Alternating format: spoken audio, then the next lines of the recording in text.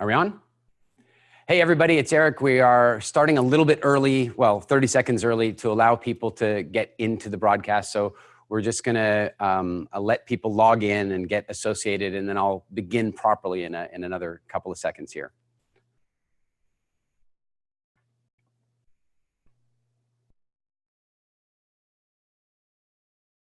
Okay, how are you in terms of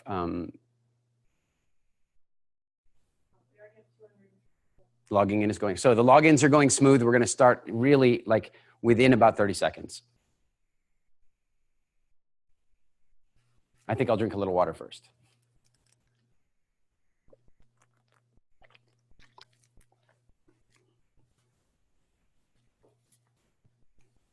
All right, are we good? Okay, welcome everybody. I'm really excited you're here. There's already hundreds of you from something like 15 countries around the world. So this is going to be a whole lot of fun. So let's start with a couple of introductions. In case there are some of you who don't know me or we haven't connected in the past, my name is Eric Edmeades, and I am the creator of the Business Freedom Academy and the creator of Business Freedom in general for myself and for other people. And this that you're here watching is a live studio recording of a product that we're creating. And so the product that we're creating is called Business Freedom Foundations. And what we're going to be doing over the next 3 days is shooting that product here in this studio, and you are going to be watching live. And it's just going to be a whole lot of fun. We've done this before, and it turned out to be so much fun, and it improved the product that we were making dramatically. About 6 or so months ago, we created a product called Inception Marketing Video Training. It was a video training product all about inception marketing. And we invited a few people to watch, and it turned out to be hundreds of people watching, and we just had a lot of fun doing it. First of all, it changed one big thing for me, and that was this. I have endless energy for live audiences. As many of you know who have been to my live workshops, I have endless energy. I can be on stage for 5 days, take a day off, jump on the next event, go in the next plane, next country, and then do my next 5 days. And it's really fairly straightforward for me. Studios are different.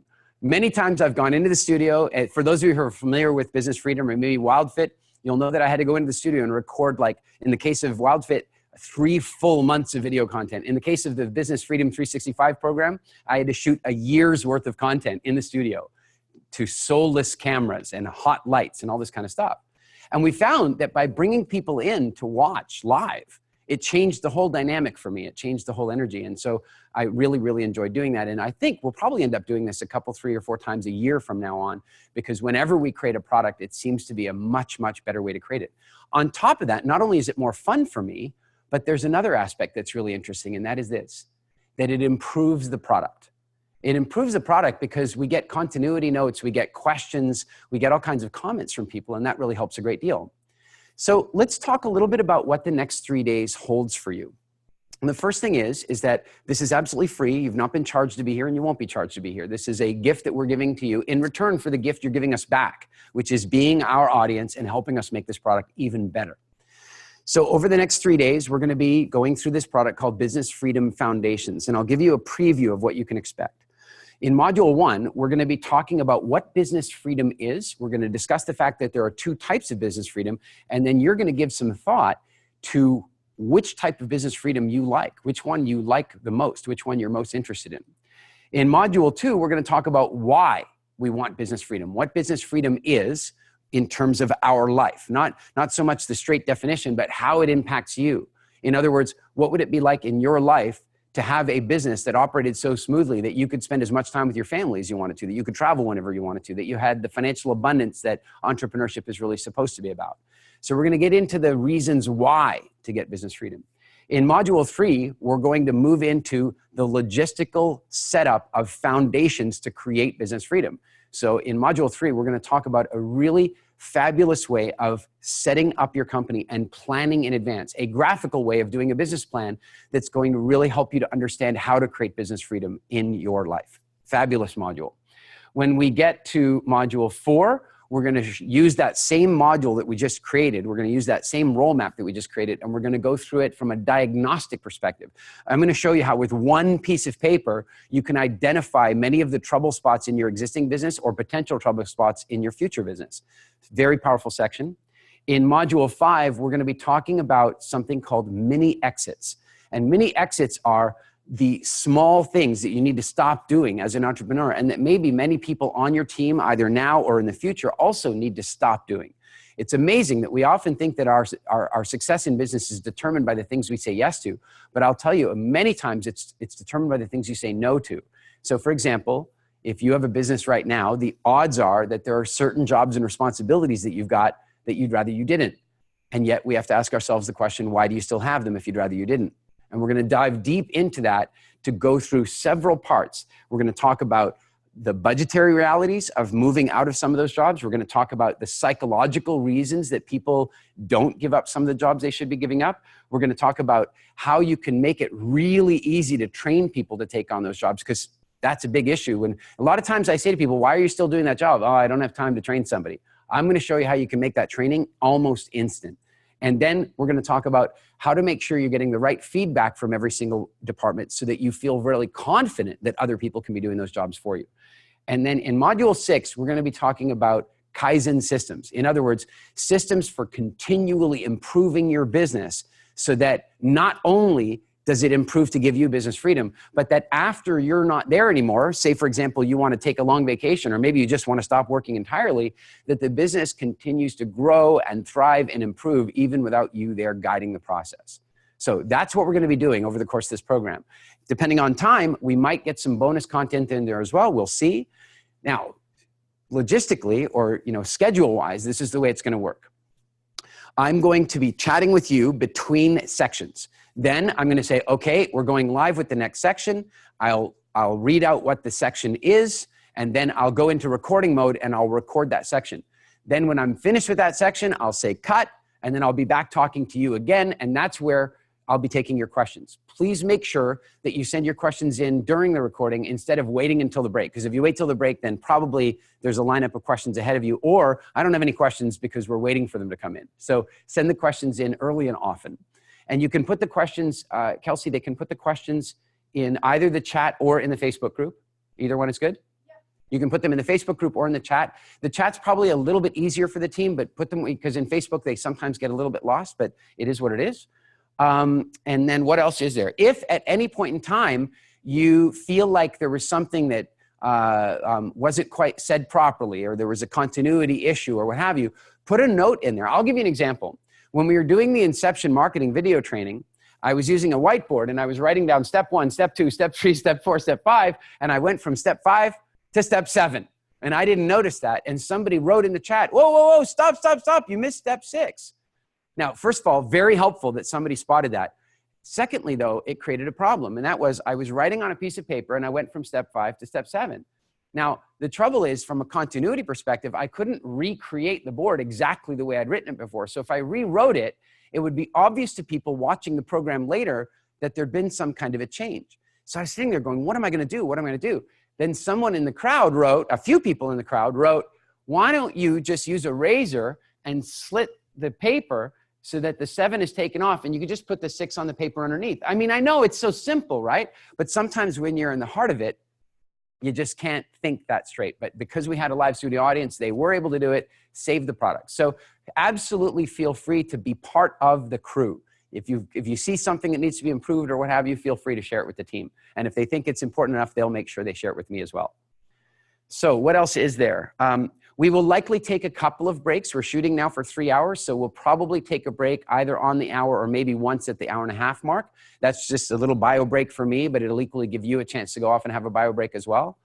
And Kelsey, what else is there? You've got everything covered.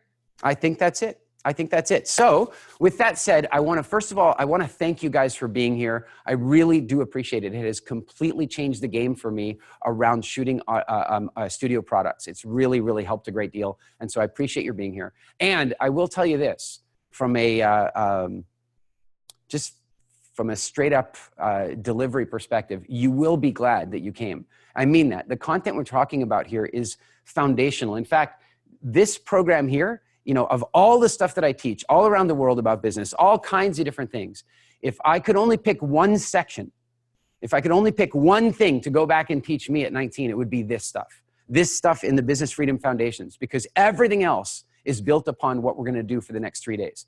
So this is going to be good stuff. So I want to thank you for being here. And B, I want to assure you, you're going to be glad that you were here. Also, important, you might not be able to be here for the full 3 days. Well, I'll find you. No, I'm kidding. What I'm saying is that don't worry. This is being recorded. And Kelsey, how long do they have access to the recording for? 48 hours starting on February. 48 hours at the end of filming. So 48 hours from the end of the 3rd day, the recording will be available for you. After that, the recording will come down and then the product will get edited and it will be available for sale at businessfreedom.com. But this live broadcast that you're watching right now, if you've got to step out for a minute, or if you missed tomorrow, or if your friend missed day 1 and you wanted to bring them in anyway, no problem. It's being recorded and they will have a 48-hour window afterward to go ahead and watch the program. So we're doing everything we can to make it easy for you. So with that, I think we're ready to move into module 1. I'll have a little more water and then we'll get started.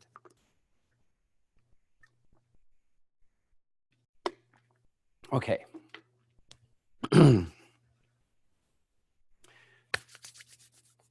Okay, so this first module that we're doing is, let's just think about this. It's Business Freedom Foundations, and the first module we're doing is introducing business freedom. Yeah, okay, cool.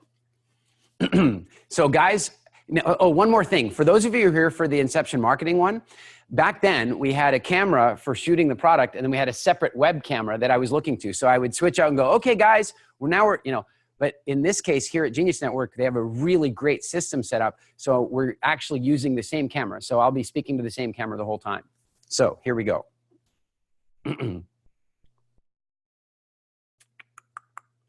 I forgot we don't have a clapperboard. We got to put that on the, because we're not in our own studio. We didn't think that through, but it's fine. I'll do it audio. Actually, no, I'm going to do it like this. I just think because from editing, it's a lot easier if it's visual.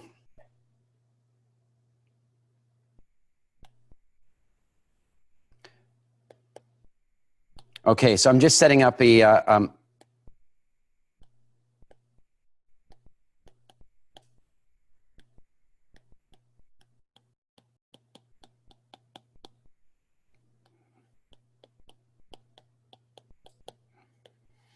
okay, so this will be Business Freedom Foundations, Module 1, Take 1.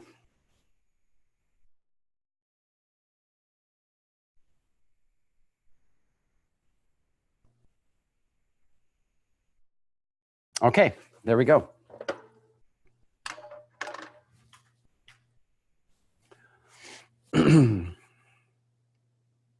Hi, welcome to Business Freedom Foundations. My name is Eric Edmeades. I'm the founder of the Business Freedom Academy, and I will be your guide through this course. This course is entirely about creating foundations for your business to give you what we call business freedom. So why don't we define that? Business freedom is what entrepreneurship is supposed to be. I really mean this. I believe that entrepreneurship is the ultimate expression of personal liberty, of personal freedom, financially and also time-wise. The challenge is that's not how business works out for most people. A lot of people have a job one day, and one day they get fired, because a lot of times entrepreneurs do get fired, just the way it is. Or one day they get frustrated enough that they finally quit their job. And then they take the next step. They go, I'm going to start a business. And they start a business feeling like they're going to have a lot of freedom compared to what it was like being in a trapped job, right? And then what happens is they start their business. And at first it's very exciting. They get business cards and the business card says president or CEO right on them. It's super exciting. And then they design their website. But there comes a point where the realities of being a business owner sink in. The realities of quitting one job and ending up with 5 or 10 or 15 different jobs really begin to sink in. And the harsh reality is that only 1 out of 5 businesses will actually make it to their 5th anniversary. The other 4 will succumb to bankruptcy and a variety of other types of business failure, if we will. And here's the really hard news, is that the 1 out of 5 people that do make it to that 5-year mark, they don't make it there easily. They get there beaten up with cuts and bruises, emotional challenges. They're working too hard. Often they're not even earning as much money as they had when they had a job. Many times, people at the 5-year mark have survived through sheer brute force, and they're suffering because of it. And that's not how it's supposed to be. True entrepreneurship is about personal liberty. It is about self-direction. It is about living the life that you ultimately want to live. And what I would put to you is that there are two types of business freedom. Type 1 business freedom is really simple. It's where you own a company that is an asset that does not require you anymore. Obviously, it doesn't start that way on day one, but you arrive at a point where, as a result of the work that you've put in, as a result of the foundations that you've laid, you don't have to go to work anymore. Would you like that kind of business freedom? That type 1 type? I don't know. Let's check in with type 2. Type 2 business freedom is a little bit different. It's the type of business freedom that people often want when they have a passion-based business. In other words, a business built around a core skill and a core passion that they have. So for example, somebody who's a dentist or a lawyer or a speaker or an author or a therapist or a doctor, they are the primary practitioner in the business. And so as a result, the idea of business freedom to them seems, well, a little bit unreachable, untouchable. But it isn't. Type 2 business freedom is a little bit more complicated because it generally involves an entrepreneur who wants to be in the business doing stuff. But type 2 business freedom works like this. It's where you have a business that's operating so smoothly that you get to spend almost all of your time, if not all of your time, doing exactly what you want to be doing inside the business. So for example, if you're a dentist and you really like fixing teeth and oral surgery and all that kind of fun stuff, but you maybe don't like doing accounting and taking out the garbage, then if you have type 2 business freedom, part 1 is, hang on. So if you're a dentist and you really like cleaning teeth and doing oral surgery, but maybe you don't like taking out the garbage and doing your own accounting, then type 2 business freedom is ideal for you. Type 2 business freedom means, first of all, that you get to spend all of your time following your passion, fixing teeth and working directly with clients. And then the next version of it is where you cannot do that. In other words, your clinic is operating so well that you don't even need to be fixing teeth. So when you are doing it, you're simply doing it because you want to be doing it. I remember the first time I saw type 2 business freedom. It really impressed me. And funny enough, it was with my dentist. I was living in the west of England and I went to go to get my teeth cleaned. And when I got to the clinic, I arrived at this incredibly big building. And I thought, wow, this is a huge clinic for such a small little town that I'm living in. When I got in there, I found that the clinic was owned by a husband and wife pair. Both of them were dentists. And here's the story, is that they had been so good at marketing. They'd been so very good at marketing that they were full constantly. They were always busy. And so one day they had this idea, you know what? It turns out not a lot of dentists are really, really good at marketing. And so they started approaching other dentists and saying, hey, you know what? We've got more clients than we can deal with. Would you like to come and work in our building? And we'll make sure you have as many clients as you want. And on top of that, you won't have to do your own administration. You won't have to do your own accounting. You won't have to do your own ordering. You will simply do what you want to be doing when you want to do it. And so as a consequence, they started building up a bank, a whole resource, a bank of dentists that were working in their clinic. And here's the thing. When I went there, I believe they had 40 of them. 40 of them. So think about this. They were still there. They were still sitting in their office working with clients because they love it. But did they need to be? No. Economically, they absolutely didn't need to be. It turned out that for every 4 or 5 dentists that they had in their clinic, they fully replaced their own income. So they had replaced their own income several times over in this business. But they were still there because they loved it. Type 2 business freedom. So my question for you is, first of all, do you want business freedom? I mean, really, because I think that when you make a decision to become a business owner, and as you're watching this video right now, maybe you already are a business owner, or maybe you're thinking of making the great jump into it. But either way, the decision to become an entrepreneur, I believe, is accompanied with an incredible sense of optimism. That yes, I'm starting a business so I can be free. And then the challenge is most people start their business and they're not free. So again, my first question for you is, do you want business freedom? And then my second question for you is, do you want type 1 business freedom or do you want type 2 business freedom? And I really want you to give some thought to this, because the more you are clear about your desire for business freedom, the more you are clear about the type of business you're building, the easier it's going to be for you to make the right moves, to make the right decisions, and observe the right trends to move you in that direction. So I have an assignment for you, and it's very simple, and that is to make a decision about whether or not you want proper business freedom. And then secondly, to decide whether you are primarily interested in type 1 business freedom or type 2 business freedom. And with that, let me share with you a little bit of background about my own business experience, because I have an eclectic entrepreneurial background. My very first job was working for a tech company in Vancouver, Canada. I was the first full-time employee of this company. And over the next 6 or 7 years, we would grow the business to, I think, about 100 to 150 employees in 4 countries around the world. One day, I arrived at a place where it was time for me to have freedom. It was time for me to not have my life directed by somebody else. And I want you to think about this. This is an important thing to know about people who are employees. Very often, when somebody's an employee, they're an employee because they have a perception that there's security in being an employee. Isn't it true? There's security in it because somebody else is responsible for paying their salary every week or every month. My question for you is how secure is it? Because if you are an employee, or if you know somebody who's an employee, then aren't they really an entrepreneur selling one thing, one product, their time, to one customer, their employee, their employer? Think about that. Think about that. If somebody is an entrepreneur, if they're a true entrepreneur and they're a business owner, then it might feel very scary because they're responsible for paying the rent. They're responsible for bringing the money in. But an entrepreneur will tell you that having one product and having one customer is a dangerous business model. And so one day I decided that this business model was too dangerous for me. I didn't want to work with one product for one company anymore. I wanted to become an entrepreneur. And so I started a business. And 6 years later, I didn't have to go to work anymore. I really didn't have to go to work anymore. I didn't even need to go to the office. I didn't need to carry a phone around with me and answer questions. I didn't need to go to work anymore. What an incredible experience that was.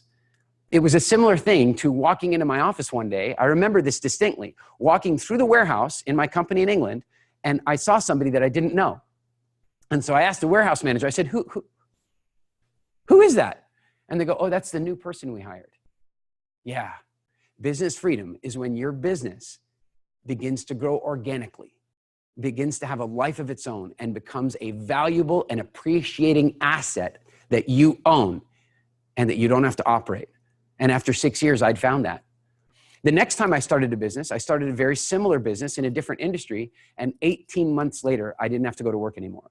Clearly, I had learned a few things that allowed me to speed up the process. And now, on this program, I'm sharing those things with you. So your first step is very simple. Do you want business freedom? And if so, are you more inclined toward type 1 or type 2 business freedom? Take a moment right now and write to yourself, a little journal entry, a little discussion with yourself about, do you want business freedom? And if so, type 1 or type 2. And by the way, every single module in this program is going to have a small assignment for you to do. The assignments will be a little smaller, like this one, and then they'll get a little bit more involved as we go forward. If you would like to have success from this program, then I highly recommend that you start with the small assignments, because if you do the small assignments first, then as the other assignments get a little more involved, you'll have built the muscle that'll help you to get them done. So when this video is done, take a moment, write in your journal. If you don't currently have a journal, get a notepad and just write a note to yourself about whether or not you really want business freedom and what type of business freedom you do want. One last thought for you. There's a chance, there's a very real chance that there's part of you, maybe even a big part of you, that thinks, wow, creating business freedom is going to take a whole lot of work. It's going to take a whole lot of work. And what I want to put to you is that there's some truth to that. There's some truth to that. And I want to give you a silly little metaphor. I want you to imagine that you're in prison. You're in entrepreneurial prison. You have to do what your customers want. You have to do what your employers want. You have to do what your bankers want. You're in entrepreneurial prison. To break out is going to require planning. It's going to require effort. It's going to require getting your hands dirty, digging in the dirt. It's going to take a lot of effort. But once you're on the other side, you will be free. You'll be free. And what I want to suggest to you is that that's what business freedom is all about. Entrepreneurship gives you the right to work a little bit harder than everybody else for a year or two so that you can live a life that everybody else can't even dream about. So take a minute right now and make the decision whether or not you want business freedom and whether you want type 1 or type 2 business freedom or both. I'll see you in the next module. Cut and clear. Good deal. Module 1, any comments that I need to think about? No? Do we have any questions coming in from people? It's not really a module that inspires tons of conversation, but I'd love to hear from you guys about what, hey, is type 1 more interesting or type 2? Do you have any questions about business freedom? Because it might help us flesh out the rest of the modules. One question from Maybach on roll maps. Okay. So when you guys send these questions in, please understand, I will give you the answers. Like I'll tell you, if any of you are curious why I'm willing to be on planes and travel around the world and educate people and work with people on business, I'll tell you it all stems from one event. And that was that I was invited by my now good friend, Daniel Priestley from Triumphant Events. And he called me up and he said, could you come and talk about business to a bunch of business owners? And I did it. And I had never done it before. And I never thought I would do it again. But as I was doing it, I had a ton of fun. And then we got to the Q&A section. And people were asking me all these questions. And here's what happened. I have maybe what you might call an overactive empathy. So quite often I can feel, or at least I feel like I can feel other people's pain. And so when people were asking questions, I could actually feel the stress on them. And then when I answered their questions, I could feel their stress go down. I really want you to know, if you've got things that are challenging you in your business, if you've got questions about entrepreneurship in general or how to grow your business and stuff, please put them in there. I'll get to them. It'll make it more fun for both of us. All right, Maine Bob. I need to know Maine Bob because I know Maine Bob. He's been to a few of our programs in the past and stuff. I need to know, is Maine Bob his real name? Like, is Maine Bob, or is this a nickname? I just need to know Maine Bob. And because are you from Maine? Are you Bob from Maine? Or are you really Maine Bob? But anyway, Maine Bob O'Connor. Question is, I've downloaded the Roll Map workbook. Currently, I'm a solopreneur. So not only am I El Presidente, but I also sweep the floor and take out the trash. How should I use this workbook? Okay, so Maine Bob, I think that this next module is going to answer a lot of those questions for you, but I'll touch on it a little bit here. And that is that the purpose of the roll map is ultimately to create a map. What is a map? Well, a map is showing you the environment around you so that you can plan a route through that environment. You can avoid the mountains over here, and you know that there's a river here that needs to be crossed and so on. And a roll map is very much the same thing. So the intention behind the roll map is to create a plan so that, for example, in one of the roles, which, as you've put it here, sweep the floor and take out the trash, your name is in that box, in that roll map. And for those of you who are not familiar with roll maps, don't worry, that's the module that's coming right now. So you'll be fully up to speed in a moment. But Maine Bob, in your case, what I'm saying is that the function of the roll map for you is to identify roles like sweeping the floors, taking out the trash, or accounting, or marketing, or whatever it is that you don't get a ton of joy from. Your job is to use the roll map to identify those things and then create a plan to get yourself out of those jobs as a solopreneur. And Maine Bob, you're in the right place because this is exactly what this program is all about. Great question, an excellent place for us to start. Cool.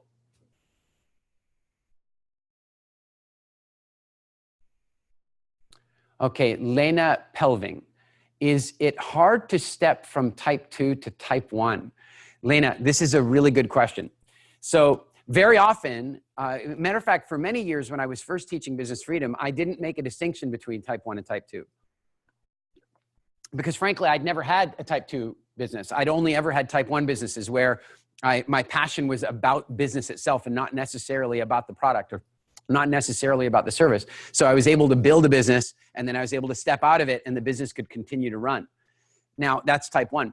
I had never really considered type 2, but I kept having this happen at live events where people go, well, Eric, I'm a massage therapist. How can I do that? Or I'm a doctor over here, and how can I do that?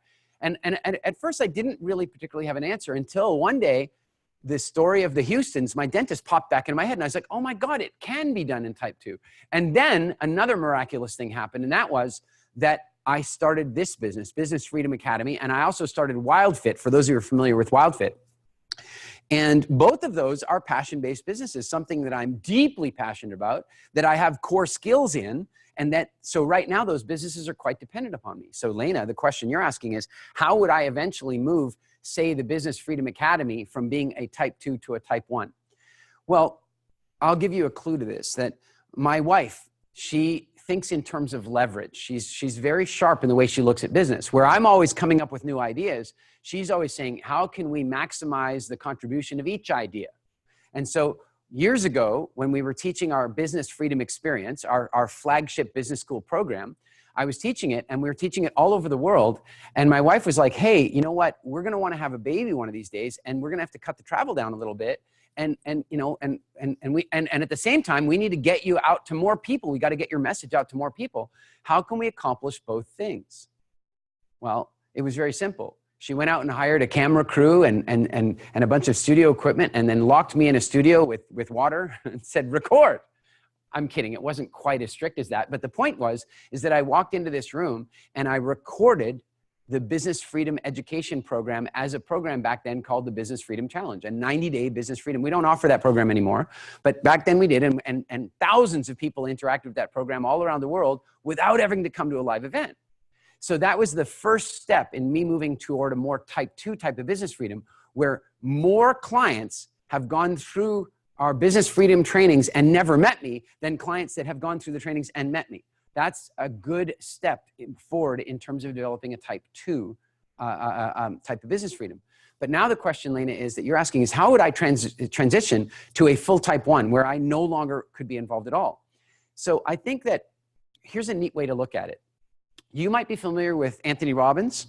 And if you're not, he's by far and away the most prolific and most famous of all the sort of inspirational speakers around the world. And then you might also be familiar with Harv Eker, who I would argue might be number 2 in that position, but might be number 1 in another way in terms of building a really large training organization.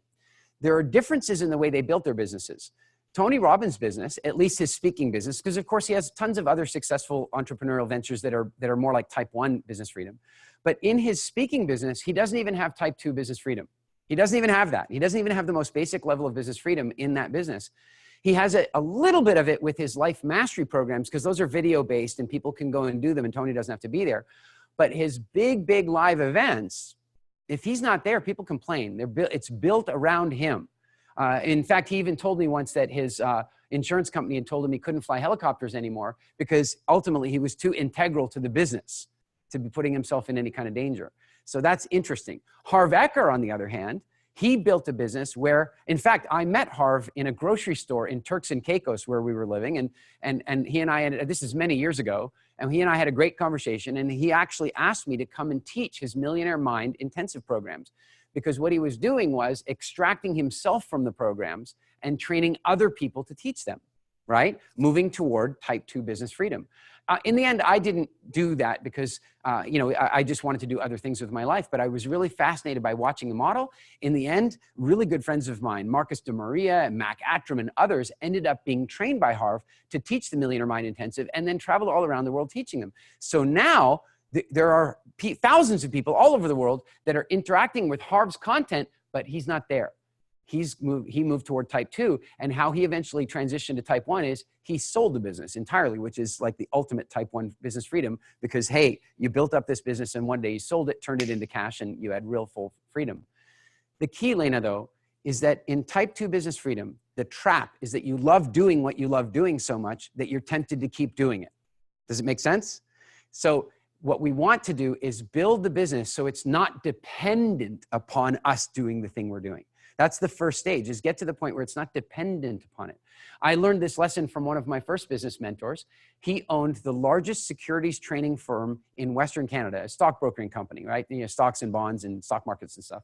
And what was fascinating about it was he was the president and the majority owner of the business, but he had 2 desks. He had his executive desk that he was hardly ever at, and he had a trading desk because he would sit and trade. He loved trading. He just loved being in the thick of it. He had type 2 business freedom. He did not need to manage and run the business because other people were doing that. And that meant that during the trading hours, he could just sit there and trade to his heart's content. But if he didn't want to trade, the only impact there would have been to himself and his personal clients, who of course could then be moved on to another broker who could trade for them. So the objective is to get to a place where you living your passion is not necessary to the business. So for example, now in my case, I'm recording this program and thousands of people will interact with this program, and I won't need to be there every single time. Yeah, sure, I'll still do the live events because I really like doing it. But what it means is in time, if I ever wanted to stop doing the live events, I could, because it wouldn't stop people from interacting with the business. Lena, great question. Thank you very much.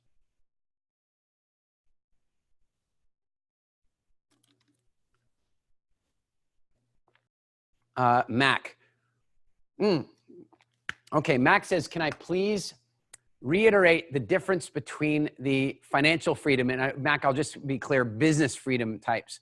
I'll comment on the financial freedom types in a minute as well, because that's an interesting, a separate conversation, but it's worth talking about. The two different types, well, let's say there's three types. There's type 0. That's where you're like it's sort of like entrepreneurial slavery, right? Where you quit one job and you've got lots of different jobs. Type 1 business freedom is where you don't have to go to work at all ever again. Like you just don't need to be there. The business operates smoothly. It is truly an asset. One example of that might be you go down the street and you buy a dry cleaner.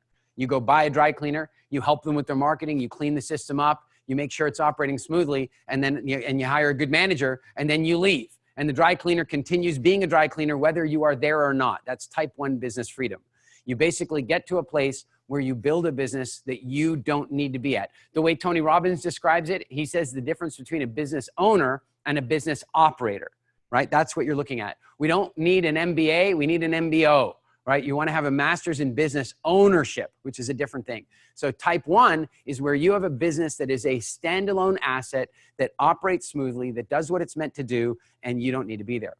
Type 2 is where you have a passion-based business that initially it lets you do your passion most of the time. So here's what I mean. Let's imagine that you're a massage therapist and you just love giving people massage and helping to heal them.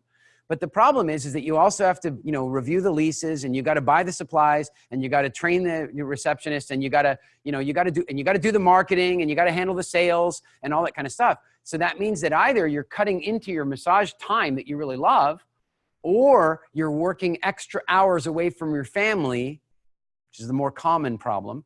So the first step in that type 2 business freedom is where you get to do 100% of your time doing what you love to do, because all of the other roles in the business are being handled effectively by other people.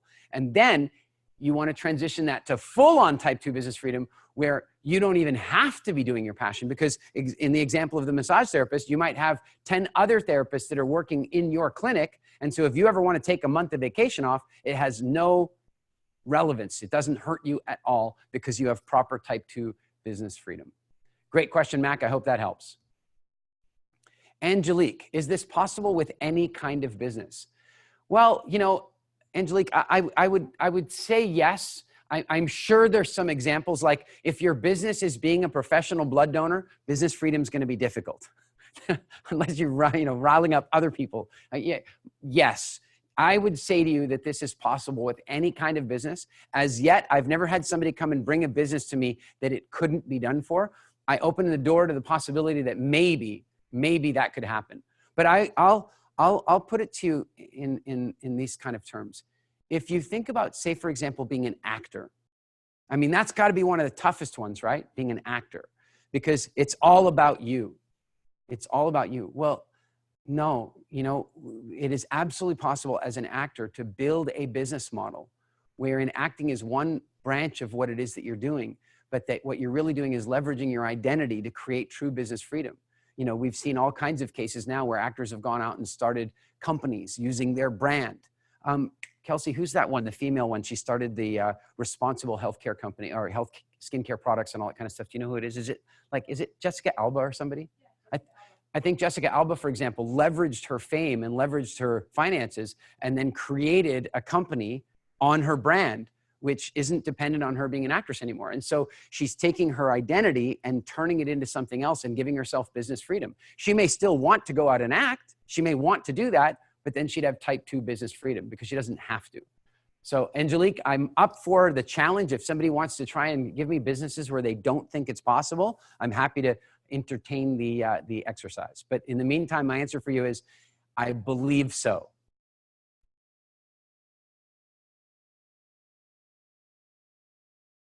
Does it not let you just hit next? Okay, got you. Okay, Chuck Bokar says, I've never heard of these different types. I have a partner in type 2 and I am in type 1. This is causing problems for us as I now want to leave and he does not. He does not like it when I take time off and it's a big issue. We need help with this. Wow, Chuck, I feel you. I do. That is a really difficult thing. So in case the question wasn't so clear to everybody else, what Chuck, I believe, is saying is that he's in business with a partner. So he has a business partner. And Chuck, I'm going to assume from the way you're writing this that you have probably a relatively equal partnership. And what's going on is that the partner ultimately has so much passion for it that the partner doesn't want to step out of the business, but Chuck ultimately would actually like proper type 1 business freedom, would like to be able to step out of the business.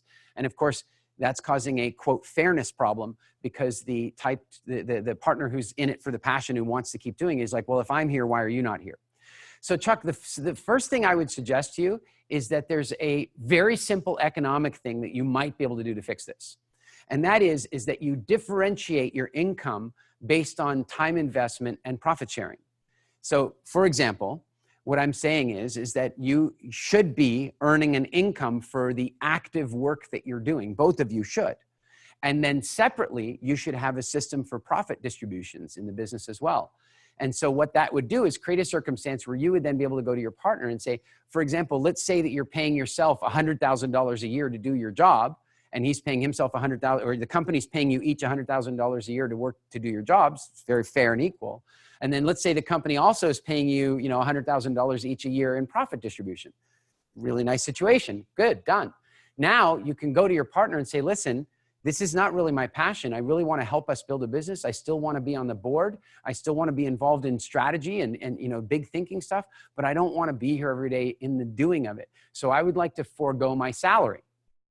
I'd like to forego my salary. I still want my profit share. But here's the beauty for you, Chuck, is if you forego your salary, unless you immediately start reinvesting your salary back into the business, your salary is going to go down to the bottom line. You're still going to get a big chunk of it in your profit distribution, but so is your partner going to get a chunk of your salary in his profit distribution, which is only fair because he's still there working, right? So I think that's one way that you could take a look at smoothing this over. It's maybe not something you can do overnight, but it's maybe something that you can transition into by creating that model and then following the steps that make sure that it's not painful for your partner that you're not there. And that's what the next several modules are going to help you with, that to really help you build a business. Because frankly, when a partner doesn't want you to go, there's usually two reasons. One is they've got a fairness thing. It's very common. They have a fairness thing. I'm working all these hours. You should be working all these hours. The fairness thing is purely an emotional thing, and you might be able to fix that with the economic formula I just gave you. But the other reason that a partner doesn't want you to go is they have a perception that if you go, it's going to create more work for them.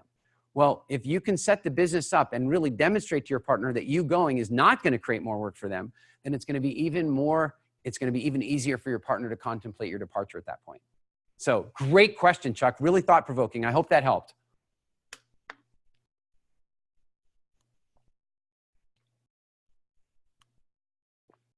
Okay, next question. It's kind of long, so let me just read through it here.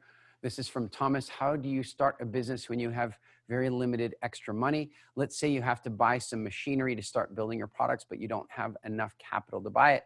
Or even if you can, then you are dry of extra money, but you have to buy food and pay bills. Is there any way to do it without turning to investors and banks?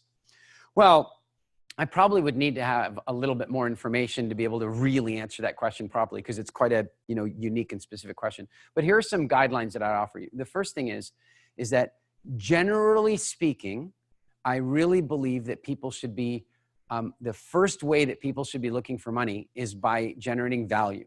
In other words, a lot of times people will put a huge amount of effort into going and like raising money from banks or going and raising money from investors.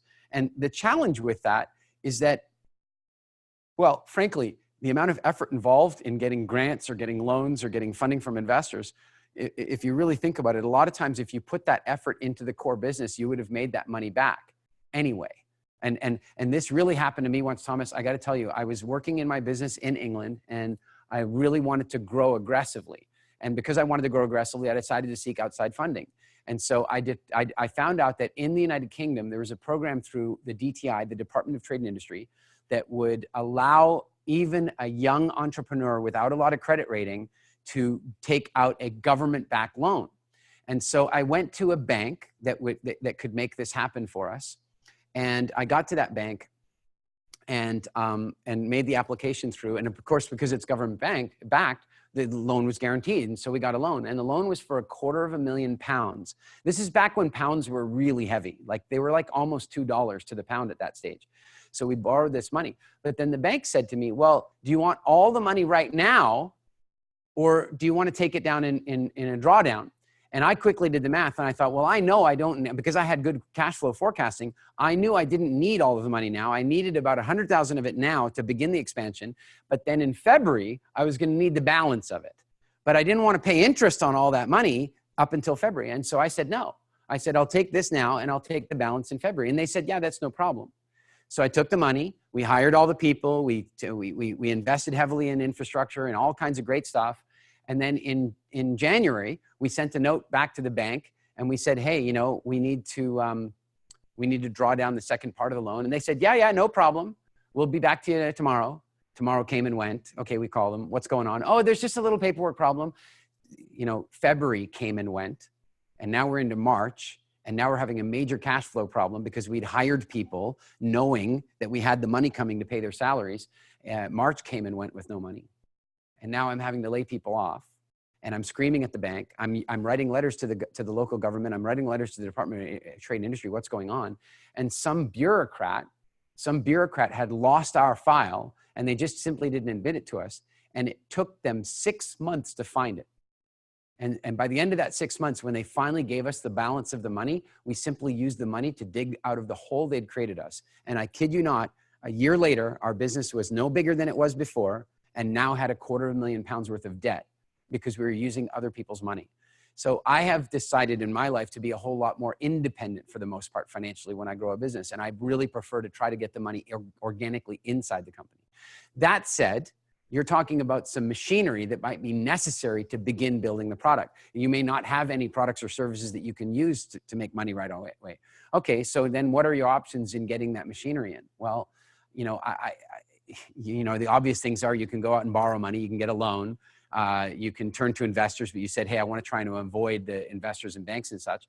So, you know, the challenge at that point is how exactly are you going to do it? Well, I'll tell you one way. Go out and land a big order for the products that'll help you pay for the machinery.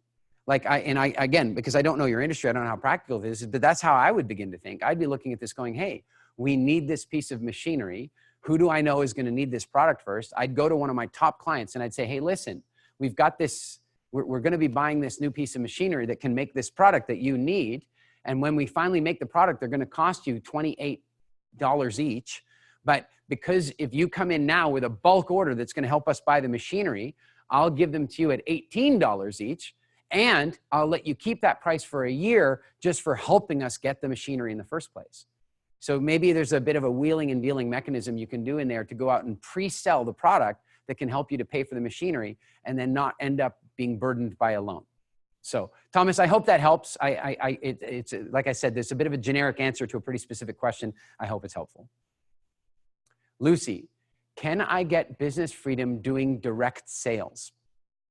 All right. So let's think about this. Lucy, I probably need to know more. So if Lucy does write more, let me know.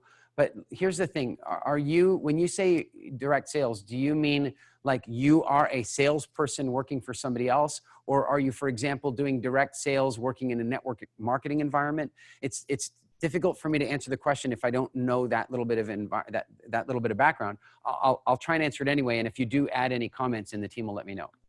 So the question you're asking is, can I get business freedom doing direct sales? Well, okay, first of all, if you're in a job doing direct sales, well, no, you're in a job. Your job is to go and sell people. It won't be so easy to create independence and create business freedom. So step one would be quit that job and take your outstanding sales skills and sell you and sell your product and sell your business. And then, yes, you could begin to create business freedom.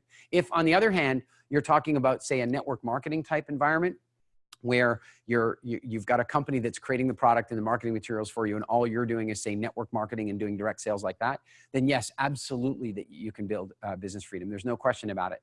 There's a few different components. The one is that most network marketing companies, and one brief note on network marketing companies is they get a lot of bad press. Network marketing is not bad. Some of the companies that have chosen to use network marketing have been bad companies.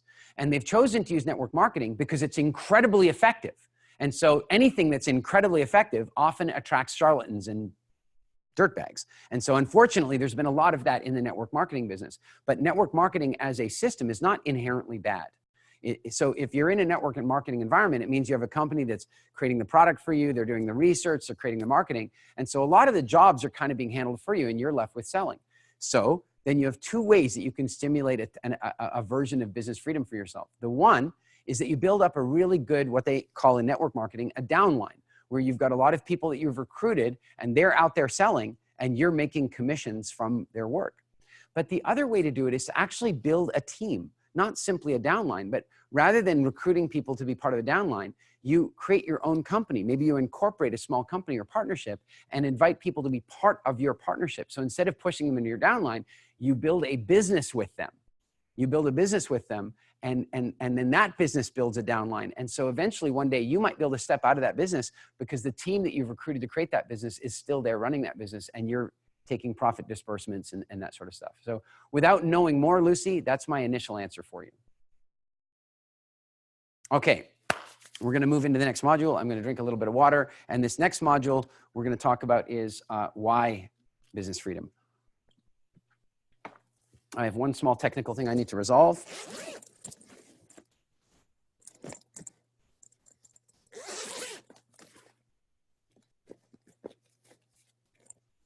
Okay, it looks like I'm not resolving it. That's all right. Okay, so module 2. Okay, guys, this next module is about leverage. It's about getting real about why we want business freedom. And so it's quite a short module, and then it has a homework assignment. For you that are watching this live, I'm not going to stop long enough for you to do the homework assignment. When people purchase this program and they do it at home, they'll stop and they'll do the homework assignment, and it might take them half an hour to do that. In this case, I'm not going to stop and leave half an hour. But what we will do at the end of this module is just before we take the Q&A, I will stop and take a short bio break, and you can use that to start the homework assignment. But then I'm going to really challenge you later when the whole shooting is done to go and do the assignment properly. So I hope that makes sense. So we're going to record module 2. We're going to take a small bio break, and then we're going to take the Q&A. And then during that bio break, you can do the homework assignment that I'm assigning. But I just wanted to be clear that the break won't be as long as the homework might take for people to buy the program. So cool? Here we go.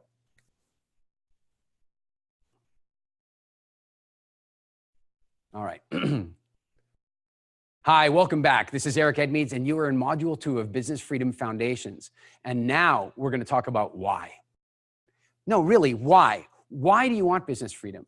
So either right now you're in a job and you're thinking about quitting that job and starting a business, or you're in a business and you already made that decision and you've started your business. And so then the question for either one of you has to be, why create business freedom? Because as we talked about in Module 1, business freedom is going to require a little bit of effort. Entrepreneurship is the right to work a little bit harder than everybody else for a year or two so that you can create a life that other people can't even dream of. So the question is, why put in that little bit of extra effort in that first couple of years? Why? And so I want you to think about that. I want you to think about it at a lot of different levels. The first level I want you to think about it is you.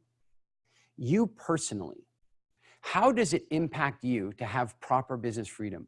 How would it change your personal experience of living if you didn't have to go to work anymore? Or in the case of type 2, you only ever went to go to work to do that which you love. I want you to think a little bit, maybe you've heard about law of attraction, this big fad, theme that came up after the movie The Secret and even before that. And I want to give you a little bit of a clue to the way I think law of attraction ultimately works. And it's very, very simple. It's very, very simple. The more of your time you spend doing what you enjoy, the more attractive you fundamentally are to investors, to friends, to would-be employees, to suppliers, to lenders, to everybody. The more you enjoy your day-to-day life, the more you enjoy your work, the more you enjoy your business, the more attractive you are. It is that simple. And so I'm asking you, how would it affect you personally and your experience of life to have business freedom? I want you to think about that. And then I also want you to think also about how it would affect your family. Now, maybe you don't have a family right now. Maybe you do. But I want you to think in terms of having a family, whether or not you've got one right now. how will it or would it affect your family for you to have proper business freedom? Because I can tell you that most business owners are sacrificing time with their families. You know, they work a little longer than maybe they should, or they're a little more distracted than maybe they should be, or they go on vacations and they take their phone with them. And they're kind of sneaking around trying to answer messages and stuff on their phone. They're not taking a genuine vacation at all. They're just taking their work with them on vacation. And so my question for you is, how would it affect your family if you could have really solid business freedom, type 1 or type 2? How would it affect your family? I want you to think about this too. If you're a parent or you're contemplating becoming a parent, that children learn best through observation.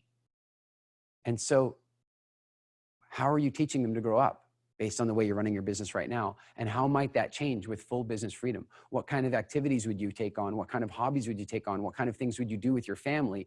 What kind of a parent do you become with real business freedom?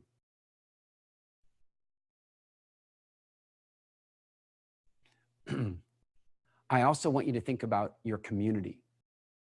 I do. I want you to think about your community, because there's something that I got very clear about a number of years ago, and that was that the planet is in some form of trouble. There's socioeconomic issues that we have to deal with. There's all kinds of weird inequalities that are taking place on Earth all over the place. There are massive environmental conditions and concerns that we should be paying attention to. And I decided I wanted to play a big role in stimulating change in these various areas, in education, in conservation, and so on. And the challenge I had was I didn't know where. I felt helpless like so many people. And then it hit me. It really hit me one day. I thought I should get involved in government. That's it. I was living in England at the time, and as a Canadian and a member of the Commonwealth, I actually could run for government there. And I seriously contemplated. I thought, that's it. I want to become a member of parliament, and I want to change the world. And then I took a look at politics. And then I found something out. It's just not real. It's just not real. Here's what I mean by it's not real. Can you imagine if the rest of the world ran the way politics does? Like, here's an example. You work really hard to get your job. You spend the next 2 years doing your job, and then you spend the next 2 years trying to earn your job again. Because that's what politics is all about, right? Run for election, get elected, spend 2 years doing the job, and then spend the next 2 years running for election again. It's an insane notion, and it absolutely isn't working, as we're seeing all around the world. So no, politics was not going to be my path for creating an impact on the planet, not at all. So then I thought, okay, well, maybe then I have to just play a role as an influencer of some kind. In that case, who do I want to influence? And I thought, okay, well, do you know what? I don't think the average person these days is awake enough to be influenced properly to really make a change. I mean, everybody knows that elephants and rhinos are on their way to extinction. Everybody knows that there's plastic floating around in the most remote parts of the ocean, and we need to change some things. Everybody knows there's things going on. Oh, sure, they might argue about it. They might argue about whether we should call it global warming or something else. I don't even want to have that debate. I don't care whether it's climate change, whether it's human-caused climate change. Here's what I care about. We have this beautiful biosphere we live in, and we're destroying it. We know that. But the average person isn't awake enough to have that conversation. And it suddenly dawned on me, there was an incredibly powerful segment of the population that absolutely could make a difference if they weren't so caught up in firefighting. And I'm not talking about firefighters here. I'm talking about entrepreneurs. The average entrepreneur is working as basically an entrepreneurial slave inside their business. They are fighting fires constantly. They're simply focused on cash flow, and I have to hire this person. I got to fire that person. I'm under all this stress. I'm working too many hours. And the weird thing is that as an entrepreneur, they have an incredible mind for problem solving. But the trouble is they're solving problems in their business that frankly don't need that level of thinking, because those problems have been solved by other entrepreneurs before. And I realized that if I could help them solve those problems, if I could help them define business freedom, then what would happen is that their creativity would begin to spill over into their community. So my question for you is, would that happen to you? If you found business freedom, if you really got to a place where you didn't have to go to work anymore, where your business made money for you while you were sleeping, maybe you had multiple businesses with business freedom, how would that affect your community? Because at a minimum, it would mean you were creating employment and that you were paying more taxes and that you were contributing more to the local economy at a minimum. But as a maximum, isn't it possible that you'd get bored, that you'd give back, that you'd take on causes, that you'd become a real force for social justice, that you'd become a real force for conservation? I don't know what your interests are, but isn't it possible that if your business ran so smoothly that you might become bored and turn your creativity onto some of the problems that our planet is facing today? Isn't that possible? And then let's take that conversation further. How could the world be affected by you having true business freedom? I want you to think about these things. I want you to think about how it affects you and your life. How is your health, for example? I know a lot of entrepreneurs are sacrificing their health to grow their business so they can have a lot of money, which they're going to need because they're going to need that money to pay for all the health care they're going to need, depending on what country they live in. No, I don't want you to sacrifice your family. I don't want you to sacrifice I want you to live now. Do you know, recently I was invited to speak to some kids and kids in school. And I do that quite often. And I love doing that. And when I said, what do you want me to get across to these kids? And they said, we want you to get them to take their lives seriously. I said, good luck with that. You know, youth is wasted on the young. They have no idea how valuable their youth is. Isn't it true? And they said, yeah, but we want them to understand that as they get older, time is going to fly super fast. It's just years are going to go by like lightning fast. And they got to cherish it now. And I thought long and hard about how to do that. And then it came to me. And this is what I said to the kids. I said, hey kids, you know what? You know how June comes along, school comes to an end, and then summer begins, and the days are long and they're fun and they're full of all kinds of great stuff. And maybe you have a party and nobody even bothers to plan the damn thing. You just have a party and people show up and it turns out to be the best party in the world. It was fantastic. Summer is so amazing. And then, you know, June and then July and then you get to like July ends and you enter into August and there's a little awareness that you're halfway. The days suddenly aren't as long as they were. And suddenly you start feeling like you need to really use the days better. It's called a midsummer crisis, right? You get to this point in the middle of summer where it's like, whoa, we better take this summer seriously. And then you get halfway through August and you start realizing school's coming again. And the days start getting really short. You start to cherish them, but equally you've got this dread, oh my gosh, school's over here and my summer's coming to an end. And the days start going by super fast. That's exactly how years are in your life. And when you're under 50 years old, you're in July. And when you're under 50 years old, you're in July. When you approach the end of July and you have your midsummer crisis, time begins to shift. And what I want to suggest to you is that I am sick and tired of people trading their present for some dream of what their future might be. You are here to live now. You are here to enjoy today, this minute, this hour, this week, this month, this year. And so I ask you again, what would true business freedom give you personally? What would it do for your family? What would it do for a community? And maybe even what would it do on a global level for you to have true, phenomenal, cosmic, amazing business freedom? Your assignment is really simple.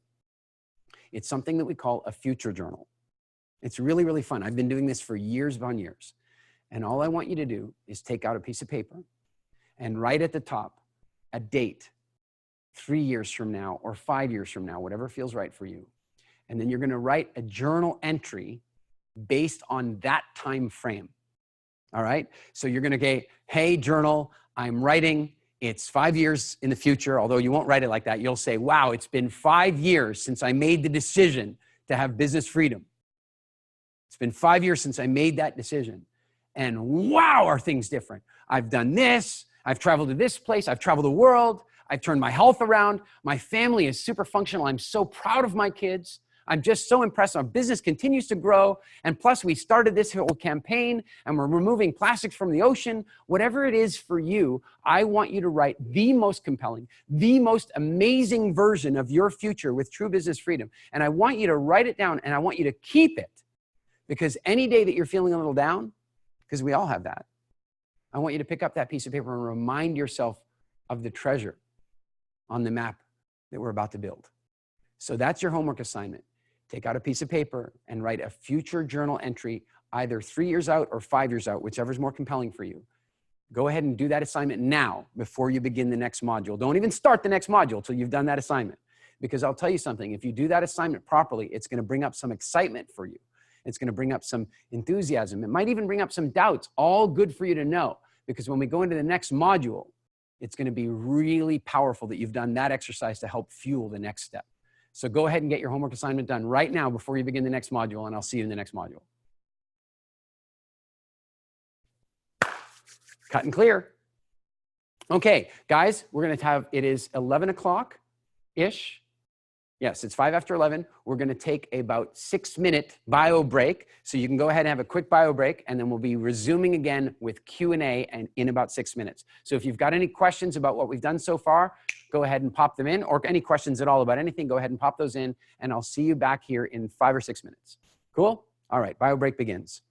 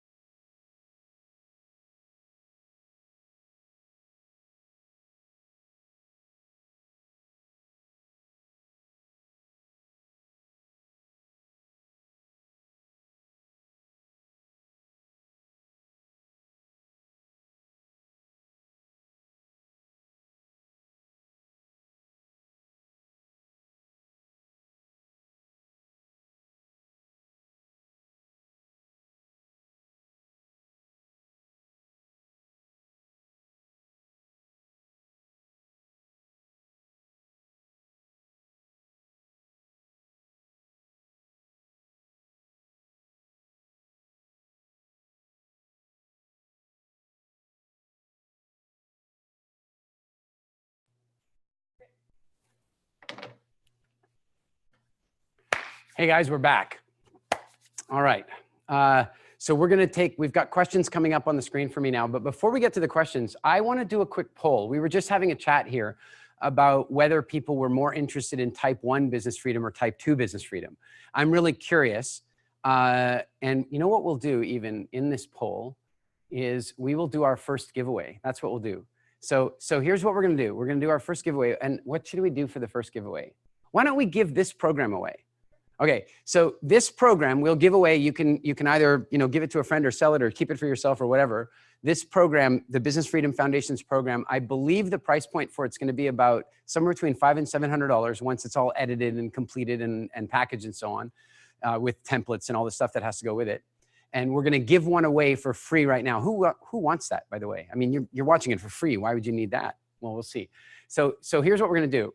We're going to run a poll. All I want you to do is write type 1 or type 2 or both. And let me know where you are on that. And then we'll pick one of the people who votes in the poll and we'll give them the program. A lot of people want both. That seems to be other type 2s. I'd say majority is both though. Yeah. So it sounds like we're getting a lot of people wanting both. I mean, you guys can see those of you who are watching through the platform can see a lot of the comments that are coming in. I want to offer you a thought about that. And that is that I think that the right answer is both. I really do. I think the right answer is both. And what I mean by that is that, don't you think that if you built a, say, type 1 business freedom model where you had a company that was operating as an asset and you didn't need to be there anymore, don't you think that in your boredom, you might then end up starting a passion business and then you'd want to create type 2 in that business? So I think having more than one business is a fabulous idea, as long as you've built the one to the point of business freedom. The mistake I see a lot of particularly creative people making is having like 5 businesses, none of which are at business freedom. And they wonder why they don't get any sleep. But if you've built one to the point of business freedom, then hey, maybe you build the next one, and that one might be a type 1 and one might be a type 2. So excellent content. And we need a I want someone, we need a name, a random name from the voting.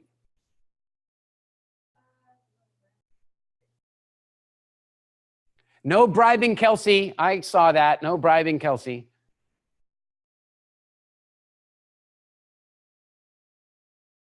Okay. No pressure. No pressure. Just pick a name. Nella. Nella? Nella, congratulations. You've just won a free copy of the Business Freedom Foundation's product. Once it's edited and packaged, it might take a couple months to get to you, but it's completely for free, our gift to you. So congratulations. All right, let's go to Q&A. Are you guys having fun? I hope so. I am. It's so much more fun for me knowing you're there watching. And it just, I got to tell you, it changes everything for me. Oh, good deal. Okay, Stacy says, as an artist or creative designer, where your main product is your art and your creativity, how do you scale and leverage something like that for business freedom? Start a design firm. In that case, do you lose control of your brand? I'm having a hard time getting around the idea that I'm the product. Stacy, this is exactly, I'm so glad you're here. I really am glad you're here.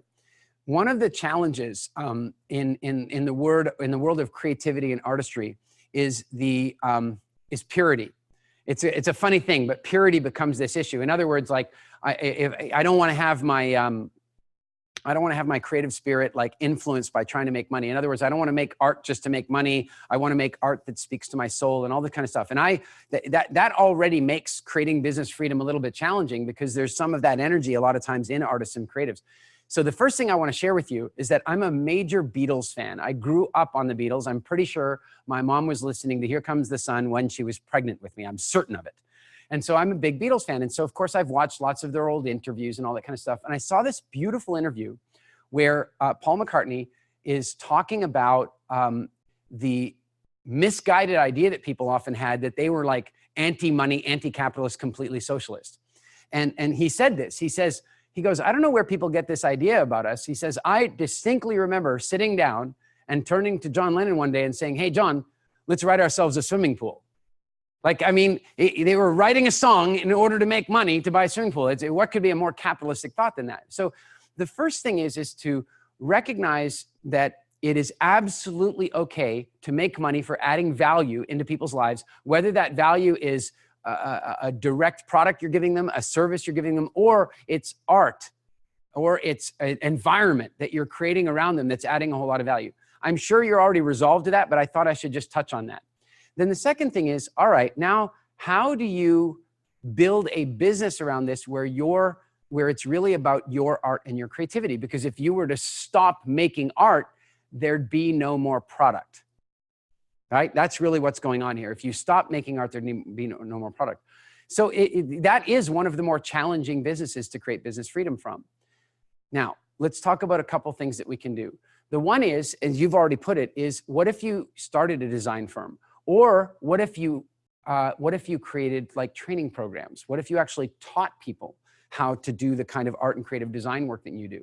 So for example, maybe there's a particular type of creative design that you're doing where you could create training programs that you could either train other people to teach or that you could record on video that could then become products for you. The more prominent you become as an artist, the more people are curious about your creative process, and the more people are maybe wanting to engage with your product and learn how you do what you do. So what I would suggest is that you're trying to maybe take a look at adjunct or related products or services that you can offer that do allow you to extract yourself from the process. Because the one thing that's always going to be difficult for you is to fully remove yourself from the product. That said, and this may bring up a whole lot of debate about what artistry is and so on.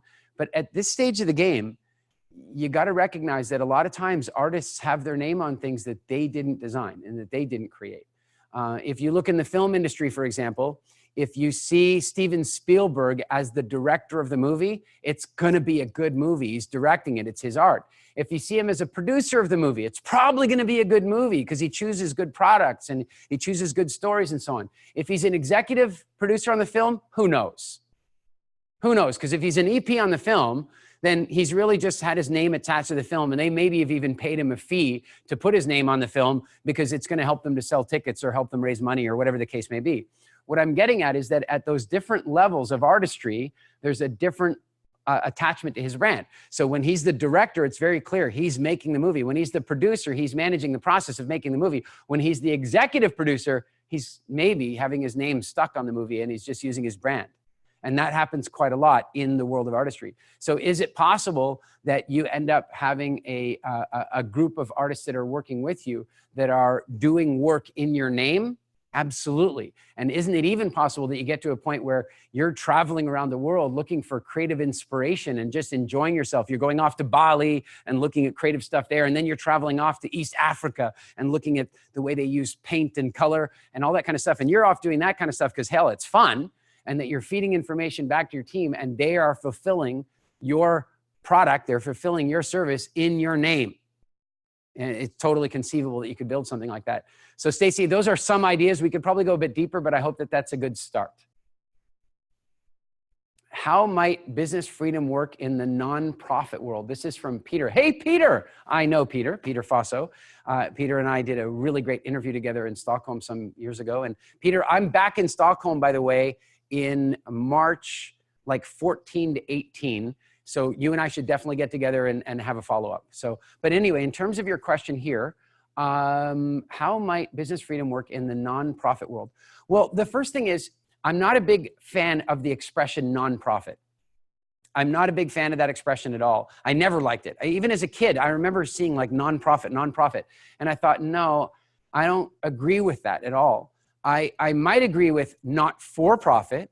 In other words, the business is not primarily for profit, but I don't even like that very much because frankly, let's take a look at what the word profit means. It basically means some sort of return. Like, isn't it possible that when you go to the gym and you work out really well, you profit from going to the gym by increased health and fitness? In other words, profit is not simply only about money. And I would think that a nonprofit organization is actually generating profit in a million different ways. It's generating profit in terms of the heart and soul connection that maybe the people who are volunteering or working there are getting. It's creating profit in the world in terms of the benefit it's creating for the communities that it's working in or what have you.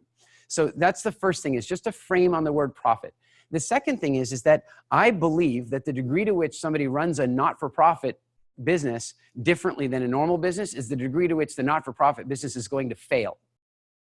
what I'm saying is that I believe that they should be run effectively the same way, with one big difference. And that is that in the not-for-profit model, the profits are being fully reinvested back into the business.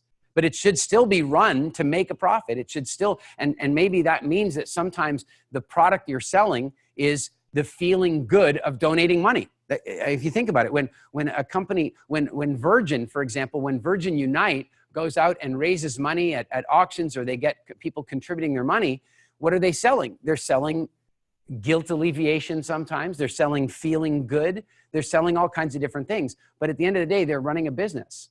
And the degree to which that the degree to which that business is not run like a business is the degree to which I think it's going to struggle. And so I believe that the principles are ultimately the same, that somebody like you, Peter, could build a not-for-profit enterprise that's doing all kinds of great social work. You could follow all the same principles inside Business Freedom. You would eventually have a very good board that was running your not-for-profit enterprise extremely well, and then you could step out and go and create the next one. Great question, Peter. Hope that helps, and I hope I get to see you in Stockholm. Harold. Harold says, is it possible for trainers and coaches to attain type 2 business freedom? Harold, absolutely. Absolutely it is. Now, maybe, I don't know if you heard the part earlier where I talked about the difference, say, between Tony Robbins and Harv Eker. That's at a very high level, but at any level,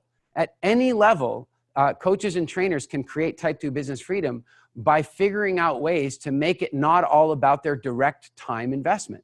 Not all about the direct time investment. So, for example, a coach might decide one day, you know what, I'm gonna write a book, and I'm gonna write a book, and then maybe I'm gonna create a digital training product that goes along with that book, and then it's gonna turn out that a whole lot more people are interacting with that book and the video training product than was that were interacting face to face. And so over time, that person might end up having a huge degree of business freedom. Some of you might be familiar with Alison Armstrong, the Queen's Code. She's a wonderful woman, a friend of mine. And one day, we were in a mastermind group together, and she goes, oh, I'm leaving the mastermind. And I said, why? And she goes, I don't want to travel anymore. And I was like, I love it. She lives on a nice ranch. She's enjoying her life. And you know what? She's got the books and the training programs and all that kind of stuff out there. So it no longer has to be about her traveling out to all these places. She can change the business model because she created leverage of the IP, leverage of the product, leverage of the service. Instead of it having to be about her delivery, it became about her delivery leveraged through other means. So what are some of the ways that could happen? Well, some of you will be familiar with our company, WildFit. WildFit is an incredibly fast-growing and highly effective health transformation company, as most of you probably know. So how did we leverage, right? Well, the first thing is the very first WildFit classes, were taught 100% by me, no videos. It was all video conferencing, 8 people in the class, 3 months, and I had to do all that work, and it was great. And we had an incredible success rate. So we did it again, then we did it again. And we had this consistent success with it. And we're like, wow, this has never been seen in the diet industry before. This is incredible. But then the problem became the demand started growing so much that it was like, oh, well, we need to put on more classes than I had time to facilitate. So first point of leverage, we increased the class sizes. Yeah, we got to a place where we said, hey, you know what? We could increase the class sizes. So where we used to have 8 or 10 people in a class, we then tried out having classes that had 100 or 200 people in them in one class. We were worried about it because we thought, well, that way I won't be able to interact as directly with every single member of the class. But as it turned out, when I coached one person, other people got the benefit, and it still worked. And the success level was still just as high. It was fantastic. So then we pushed the limit a little further, and then we did a deal with Mind Valley. And Mind Valley promoted WildFit. You know, the owner of Mind Valley, many of you might know Vishen Lakhiani. He did the WildFit program, transformed his body, posted pictures online, and pretty soon 1,100 people signed up to be in a single class. So now instead of 8 people at a time, we could do 200 at a time or 1,100 at a time. In fact, just before I came in now for this studio session, right before the studio session, I was hosting a WildFit class for hundreds of people at once. So leverage 1 was to increase class size. Leverage 2, we started training other people to do the coaching. I had this woman come up to me, Elizabeth. She came up and she's like, Eric, I've got a confession for you. And you know, when you start a company like WildFit and people walk up to you and offer you confessions, 9 times out of 10, they just want to tell you about something they ate. I'm expecting I'm about to hear a story about pizza or something. No. Her confession was, I've been coaching other people. I said, what? And she goes, yeah, I've been coaching other people. And I don't really remember the story that clearly, but if I remember correctly, she said, yeah, there was this one older woman that she'd been coaching who had become a total couch potato and was basically just sitting around watching TV waiting to die. And then after she worked with her, after Elizabeth worked with her, this woman was up and about. She became life of the party. She was like, you know, out walking every day, organizing community events, living and thriving. And she says, and then she said, on top of that, it was her own mother. And suddenly I realized, wow, our clients are so excited about the transformation that we're creating in their psychology and in their bodies that they're going to want to go share it with people. And if we don't teach them how to do it properly, they're going to go share a slightly different version than we gave them. And then those people are going to share a slightly different version. And pretty soon we're going to have, you know, WildFit as this diluted concept, as many maybe of you have seen with the paleo system where, you know, one paleo person says you should drink milk and another one says you can have paleo bread. I didn't want that. And so leverage point number 2 was we started training coaches and teaching them how to be WildFit coaches. And now we have almost 100 coaches in probably 7, 8 countries around the world who are teaching people and transforming their life wonderfully. And then the third type of leverage was recording the programs. And we actually did that first.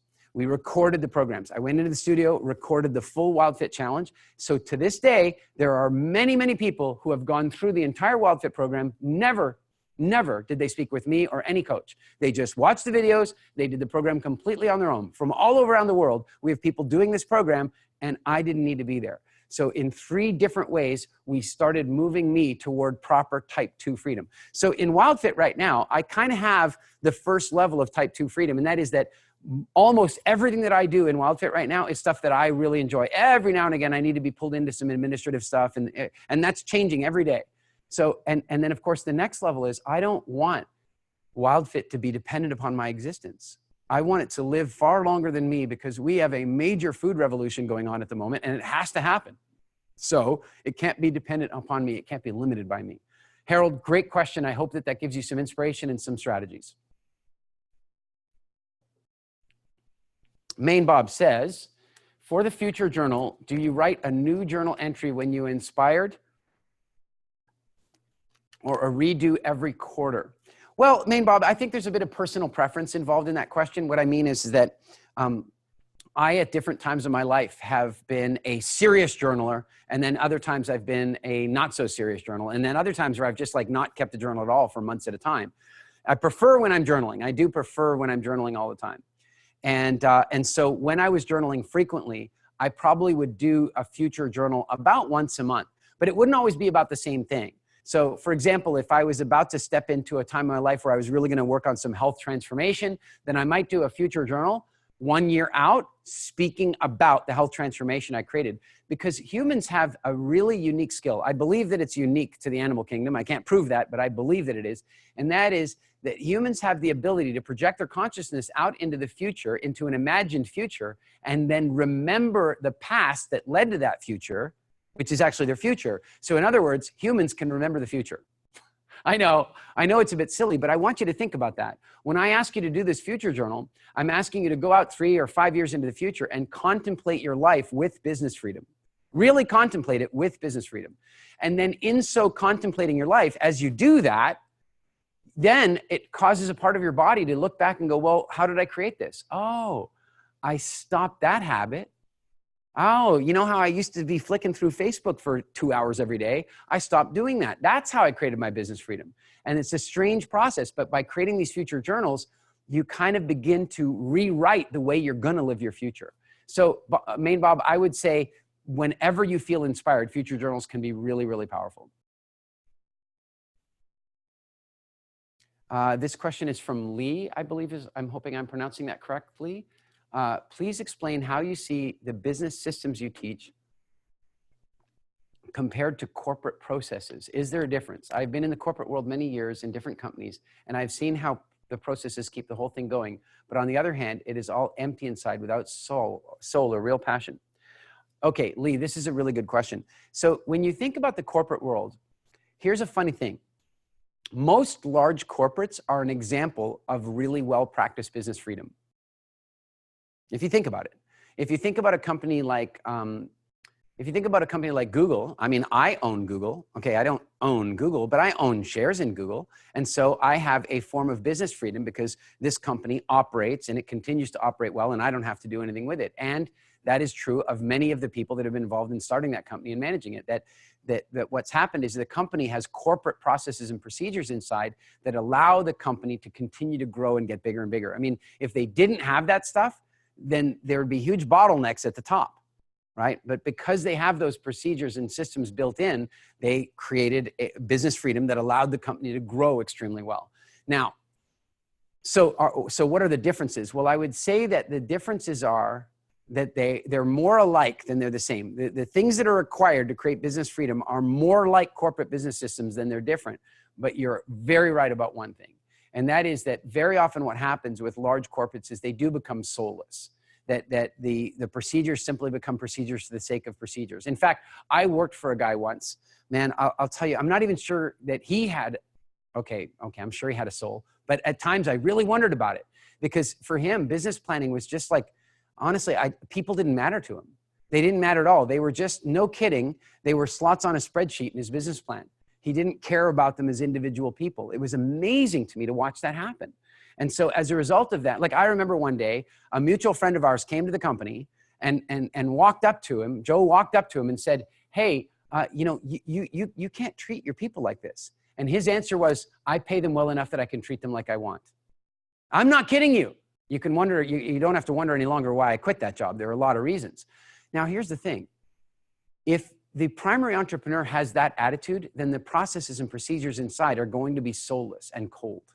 But if the entrepreneur has a heart in building those things, then that heart will stay in those things. And that's my belief. So Lee, I think the answer to your question is in your question. The difference between our business freedom systems that we're recommending and the corporate systems that are in place, the difference between them in many cases is heart and caring and recognizing that people matter. Great question. Thanks, Lee. Rain, I have a small business with 3 employees. It does not work smoothly at all. Most of the time I am firefighting and managing cash flow issues. My biggest problem is that I cannot find where my biggest problem is. My question is, where do I find out what is wrong in order to get to type 1 business freedom? Rain, I am so glad you're here. I mean, I am so glad that you're here. I read that and I remember it. I read that and I feel it. I am with you. And it is a difficult thing. And it is, you are at the first transition point, really. Well, maybe the second one. The first one was hiring people. And then the second one is figuring out why it's not really working. And really, you are at the precipice of your first real experiences of business freedom. And very often, you have to have frustration first. You have to feel the frustration because it's only by getting frustrated and by getting confused that you can find the answer that is the breakthrough that you need to have. So I'm super glad that you're here. Now, this next module that we're going to go into, this role map module, is actually going to show you on paper extremely simply where the problems in your business are. If I was sitting having lunch with you, and you asked me the same question, the first thing that I would do, irrespective of this program, the first thing that I would do is I would take out a napkin and I would draw this role map and I would have you populate it. And then you and I would know in 5 minutes where the biggest pain problems are in your business right now and where they're going to be if you don't make some changes. So the next module is going to be super, super valuable to you. But in the meantime, what I want to suggest to you is that when you say, I don't know where my biggest problem is, I'm going to suggest to you that your biggest problem right now is that you don't have mastery over your time. You don't have mastery over what you're spending time on because you're in a reactive space. You're having to react to everything, which means that you're not probably having a lot of time to be proactive. Right now, the way you're writing this, it would tell me that if I looked at a list of tasks that you complete in a given day, almost all of them would have a degree of urgency, and not many of them would have that much really serious long-term importance. And that's a really tough thing as an entrepreneur. And what I want you to think about, I want all of you to think about is, in your day, the more things you're working on that are highly important and not urgent, the happier you will be as an entrepreneur. I want you to think about what I just said. The more things that you are working on, like when you really look at the tasks that you complete in a given day, the more of those things that are really important but not urgent, the happier you will be and the more functional your business will be. If you take another entrepreneur that has a situation like Rain, the one you're describing, where you look at your list of stuff and it's all firefighting. In other words, yeah, the things might be important, but they're all urgent. Then what you have is an adrenalized workday. That means that you wake up in the morning with a little reluctance. It means that you leave the office with a little reluctance. It means that when the phone rings, you flinch a little because you don't know what might be happening. It means that when somebody knocks on the door and says, "Can I talk to you for a minute?" you're a little bit afraid. And what we want to do is get to a place where you're not afraid at all. Don't worry, guys, we're in chat mode. We're all just chatting. So it's all good. I'm using the studios here at Genius Network, and Joe and Dean just came in and they're worried about interrupting the filming. But as we're just in Q&A, I told them it's all fine. Snack time? Yes. Would you like one? What have we got going on over there? You got bulletproof bars. Dave and I, What's up, Dave? I don't know if Dave's watching, but Dave, they're plugging your bulletproof stuff on my, you know that I went on Bulletproof Radio and Dave made me drink a coffee. I haven't had coffee in 25 years. I haven't had a drop of caffeine since September 2016, and I'm waiting for the moment where I do it again because then I'll start getting all sketchy and nervous. Yeah. I stopped at 18 in 1988. Wow. No kidding. Amazing. No kidding. Good to see you guys. All right. So Rain, I hope that helps. And what I'm going to suggest to you is here's one prescriptive thing that I suggest could be really helpful for you. And then the module we're about to go into is going to be really helpful. But here's the prescriptive thing. I'm going to ask you, as tough as this might be, to wake up in the morning and go to work and absolutely do nothing urgent for the first 30 minutes of your day. I'm going to ask you to show up and do only important stuff, not urgent at all. It can't be time pressing. And this is going to sound so weird to you because you're like, oh, I have all this time pressing stuff and now you're asking me to delay it by 30 minutes. Yeah. I'm going to ask you to spend 30 minutes doing important things for your future, not the urgent stuff that you're going to get to in the day. Don't worry, you'll get to it. It's urgent. You'll get to it. But what you won't get to is stuff that's not urgent. And so I'm going to ask you to carve out 30 minutes at the beginning of every workday. Here's an example. What if you spent like 5 or 6 minutes planning out as best you can your day? That's important and not urgent. What if you spent 30 minutes, designing a marketing campaign that you want to have coming up? Rather than doing it at the time when you immediately do it, you spend 30 minutes working on it now. What if you spend 30 minutes calling a mentor and saying, hey, I've got some challenges going on right now and I'd just love to have a chat? Whatever that 30 minutes is, it should not be urgent. Nothing about it should be urgent. And you should train your 3 employees that they are not to bring you anything urgent in that 30 minutes. In fact, they shouldn't even talk to you at all. That 30 minutes is your time to do important stuff. And like I said, that's a start. And the next module, I think, will help you even more. Thank you, Rain. I feel for you. And Kelsey, come on. You have this. Kelsey has nominated Rain to receive a free copy of our Business Freedom 365 program. This is a $5,000 program. This is a 12-month, month-by-month guide through the entire business freedom process. And yes, Kelsey, you can have one of those for Rain. Rain, I hope you enjoy it. I'm telling you, Kelsey, you should be Kelsey's biggest fan at the moment. We weren't planning on giving another thing away for another little bit here. So all for you. Business Freedom 365 is a 12-month program where every single week, except for the months that have 5 weeks, you get a week off when there's a 5-week month, but every other month there's weekly videos that are guiding you through step by step the processes to help you create business freedom. So Rain, I hope you enjoy. Thank you, Kelsey. Lily says, we have a company building steel roofs. We don't have any employees. We rent them for every project. My question is, how do we find more clients, marketing directly, so that we can become a type 1 business? Okay, let me back up for a minute, Lily. We have a company building steel roofs. We don't have employees. We rent them for every period. So by rent them, what you really mean is they're independent contractors. Renting them kind of makes them sound a bit like objects. Maybe it's an English thing, I don't know. But what you're saying is, I believe, is that you have independent contractors rather than employees. That's perfect. I think that's fabulous. There are some things to be aware of when you're doing that, but in your industry, I think you're probably okay. For the rest of you, independent contractors can be a fabulous way to grow your business, but you need to remember a few things. In most countries, if you hire independent contractors and they only work with you, then the government might one day just decide that they were actually employees. And then what'll happen is that all the taxes you should have been deducting for them as employees will suddenly become your burden. And so you have to be very careful about independent contractors in that situation. In Lily's case, in the building industry, they probably already have that handled because generally speaking, the people who are going out on a contracting basis and working in construction and roofing and stuff are working for multiple companies. So Lily's probably safe. That said, Lily says, my question is, how do we find more clients marketing directly so that we can become a type 1 business? Well, Lily, you know, the answer to that is kind of interesting. The first thing is I highly recommend that you check out our Inception marketing programs. That will show you some really fabulous ways to market directly and also market indirectly through influencers that can help bring clients into you. To answer your question, I think I'd need to know a little bit more about the business. But I think at the end of the day, there are some fundamental things you can look at. For example, one of the things that I would contemplate is that before you begin any job, I would take photographs of the house. I don't know if you guys have a drone. They're so cheap these days. You should get a drone, especially if you're in roofing. And you should send the drone up and take a photograph of the house. And then when the work is done, you should take another photograph and have the before and after pictures. And then what I would do is I'd distribute those pictures all around the neighborhood, that specific neighborhood.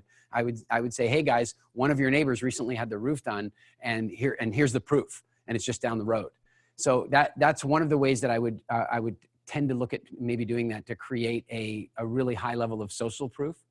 The other thing is that when you've done a job for one client, I would immediately do what you could to stimulate that client to refer their friends to you, because you got to know that if somebody's having their roof done, or you know, whether it's a company or private roof, whoever the client is, it could be a company, it could be a private residence. I'm not sure from your description, but the point is that anybody who's having the roof done, the people around them notice they're having the roof done. And so it may well be that at the end of it, you can say, hey, is there anybody that you know that might need similar work to this, that has leaks they need to patch up, or whatever the case may be, because we can go give them a totally free consultation on what they need to do for their work. Whether they use us or not is not relevant. We'll give them a free consultation. And then you get to go and have that conversation with people and create the rapport and credibility that might make them want to buy from you. That's my very, very short answer to what is actually quite a complicated question. And I highly recommend that you check out inceptionmarketing.com and get yourself the Inception Marketing video training program, because that could help you a lot. Ida, what is the question between network marketing, where somebody pays upfront to buy a product kit, versus a franchise that uses network marketing, and which is preferred? Well, you said you asked what's the difference between these two things that are different. That is the difference. The one requires you to spend money upfront, and the other one maybe doesn't. I'm not any kind of real expert on network marketing. I've never really been involved in network marketing. I've observed it and I've watched it, and I have many clients that are in network marketing. And I don't think that the question as to which network marketing model is as important as the company behind it. That's really the bigger question to me. What I mean by that is that, as I said before, there are a lot of charlatans that have been attracted into the network marketing world. And so there's been a lot of kind of network marketing type scams and that kind of stuff. So far more important to me than the model of the network marketing is the company behind it. So as an example, and I'm not going to name any names here, but there was recently a health company, a network marketing company selling health stuff, and they were selling kits to people. So people had to buy the upfront product kit like you're talking about. And then it became quite clear that the company was far more interested in selling those entry-level kits and allowing their resellers, allowing their downline people to build up massive inventory. And of course, they got faced with big lawsuits and huge judgments against them for doing that. So any network marketing company that would allow you to build up too much inventory, that's a company that I would immediately be questioned. I would immediately be suspect about working with them. Their priority shouldn't be to get you to buy inventory. Their priority should be to get you to move inventory. I hope that helps. Thanks, Ida. Fortunatus, I hope I'm saying that correctly. Fortunatus, imposter syndrome. Have you ever had any feeling in a situation like that? That's it. I haven't had that question in a long time. Not in this context anyway.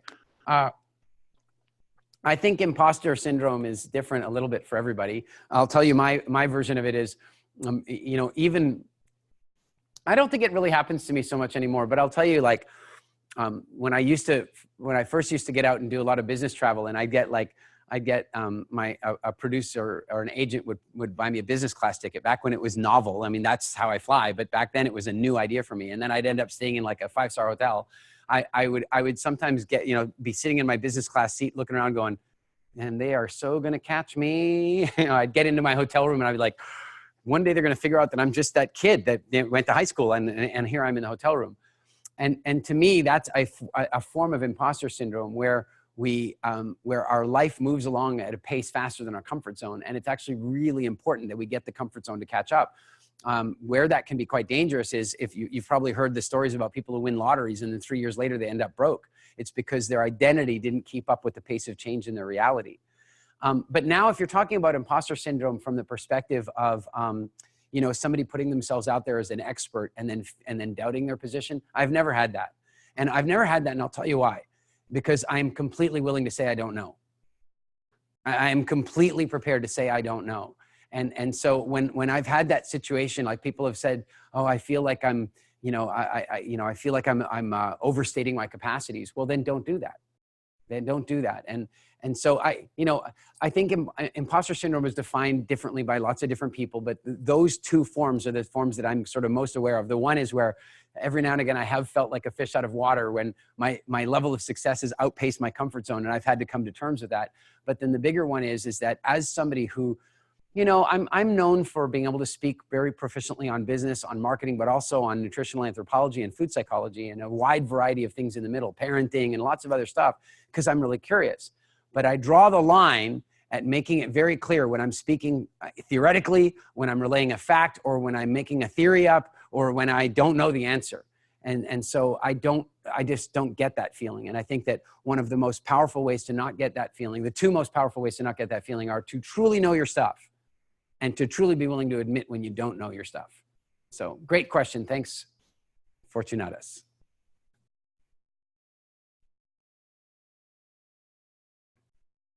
Have you ever, this is from Danny. Hey, Danny.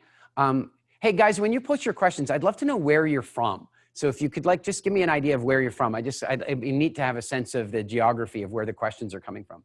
In any event, Danny, I'm going to pretend you're from Ireland. I'm kidding. I'm kidding. Danny says, if you are having a hard time hiring people because of trust, how can you ever get over that hump? Wow, Danny, really great question. You're touching on something that's so important in the realm of business freedom, that so often people think that the reason they don't have business freedom is because of a cash flow problem or because of a logistical problem. When the truth is, most business freedom is created as a result of a change in psychology. That's the real truth of it. The truth is that what holds people back from creating business freedom is 90% psychology and 10% logistics. It's just like that. And so here's one example right now from Danny. If you have a hard time hiring people because of trust, how can we get over that hump? All right, so Danny, here's a couple of thoughts I have for you. This is a tough one. This is a little bit of tough love here for you. But there's in psychology a principle, and it's called the problem of the other mind.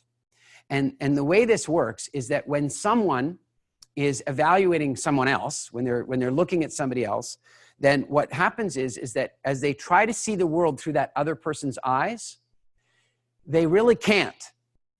They can actually only kind of pretend to be seeing the world through the other person's eyes, but they're really still seeing it through their own value system. This is why people who are very trusting, are often people that are very trustworthy. Or stated the other way, people that are very trustworthy, the people that do what they say they're going to do, the people that absolutely live their word, are often the people that are taken advantage of a lot. Because you see, the thing is because they're so trustworthy, they imagine that everyone else is.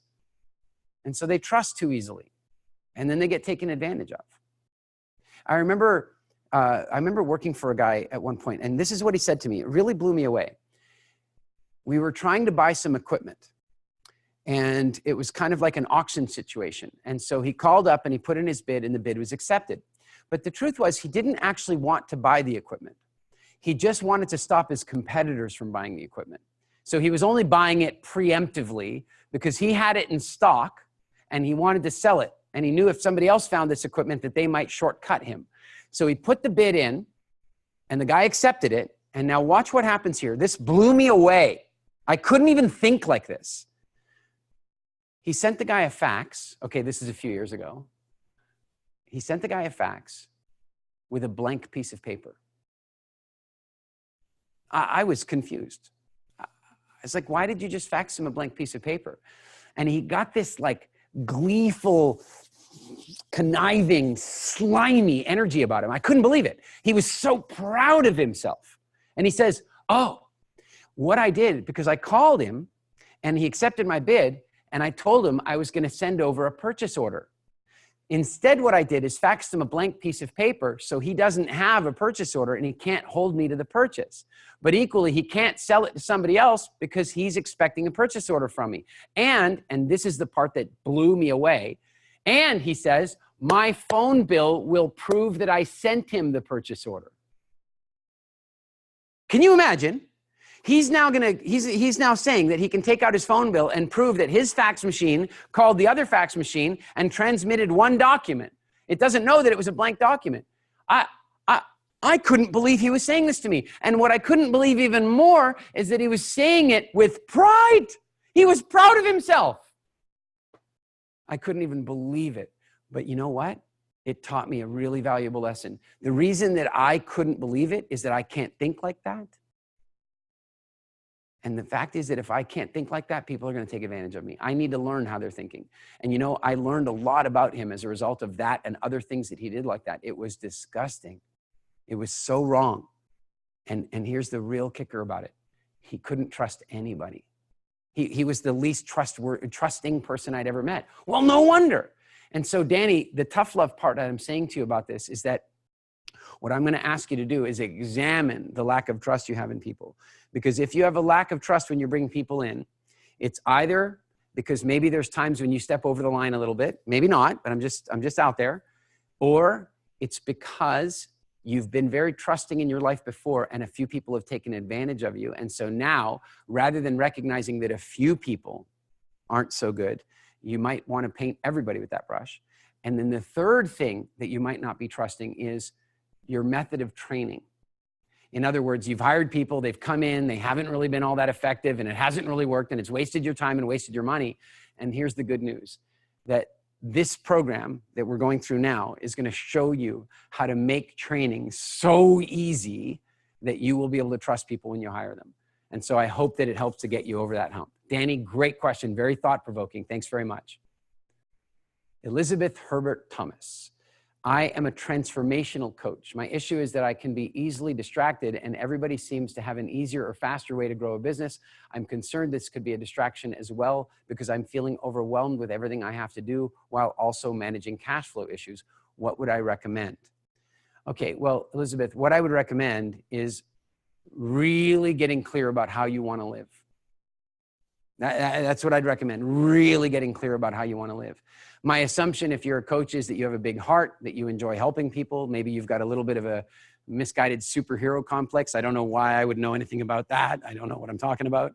But you know, it's possible you've got some of that stuff going on. So that would mean to me that you probably really enjoy coaching people. But in the meantime, you have administrative stuff you have to do. You have to do your marketing. You have to sell. You have to bring clients in. And if you're like a lot of people in that industry, you might not enjoy some of those things. Like, for example, selling. You might not like that so much. And so if you don't like it, then you're not going to be as effective at it. Isn't it true? And so what I would suggest to you is that what you really want to do is take a look at type 2 business freedom. You want to figure out how to construct your day so that you are spending, you know, right now, Elizabeth, what I'd love to know is what percentage of your day are you in love with?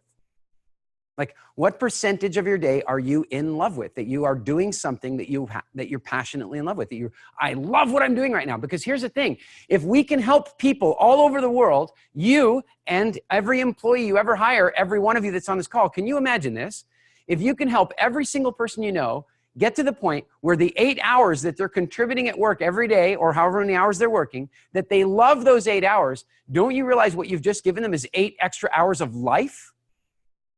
Because most people are sacrificing their quality of life by working, doing something they dislike in order to one day go to the Caribbean for 2 weeks. I'm not kidding. That's how it is for most people. So what I'm asking you to take a look at here is, how do you really want your life to be? And what percentage of your day are you in love with right now? So do a pie chart. Really, here's your homework assignment, Elizabeth, and the rest of you too. Do it. Take out a pie chart, make a little circle, and put a line through it, and divide your day up into 3 things.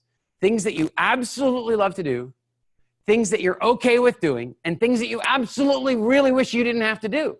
And figure out what percentage of your day falls into which categories. And here becomes your goal, Elizabeth, to get to the point where it's like 90% is in the I love what I'm doing category. And 10% is, hey, I'm okay with this. And 0 is, I wish I didn't have to do this. And once you've created that chart and you've created that goal, then the modules that we're about to go through here are going to be really helpful for you. Because here's the thing. The big mystery of business should not be about cash flow management and how to bring sales in. The big mystery of business should be how to scale your business in a way that supports your quality of life. And that's what the balance of this program is going to be about. So I hope that gives you a start, and I hope the rest of the modules fill in the blanks for you. Elizabeth, great question. Thank you so much. Okay, last question for this round. Oh, so I thought we had one more. No, we're going to jump into the next module. So I'm going to get some water going here, and then we'll jump into the next module. This next module, by the way, is the first module where we get into real like strategic thinking and creating a plan for your future. This is very exciting stuff. By the way, in the module, I'm going to reference a template that is going to be packaged with this program. When people buy the program from us, they're going to get a workbook, and it'll have this template built into it. And I believe that we've given this template to all of you already. If you haven't got it, Kelsey, where can they find it? Just in case. In the file section. So some of you might not be so familiar with Facebook groups, but in the Facebook group section, there's a tab called Files. And if you go into that tab, in there, you'll find the template. So you might find it useful to have that template for when we start this module. So you might want to go ahead and find that now. And I'm just going to look at my notes here for a minute.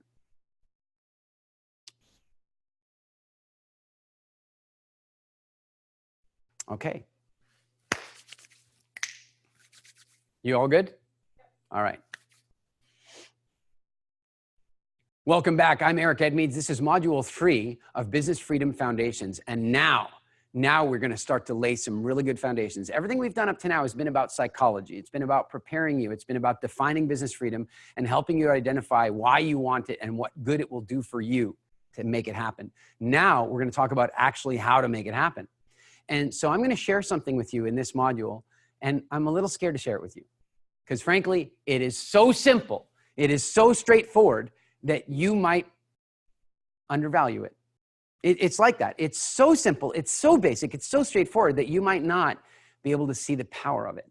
And so I want you to take me at my word that what I'm about to show you is absolutely one of the most powerful things that you can have in a new business or in an existing business. In a new business, even pre-startup, it's a great planning tool. And in an existing business, it's a phenomenal diagnostic tool. It's extremely valuable. So what we're talking about here is something called role maps. Role maps. Now, many of you will be familiar with organizational charts. In fact, organizational charts are a major feature of the corporate world. We have to have our organizational chart. And so let's discuss what an organizational chart is. It is a chart that has names connected with lines that ultimately are trying to help us graphically represent who speaks to whom. It's really tracking delegation and communication and the sheer number of people that work for you. And they're super fun to design. They're really fun, especially once you've got a few employees. Like when you're on your own, doing an organizational chart is a little pointless. You just put your name and then there's no lines to put anywhere, right?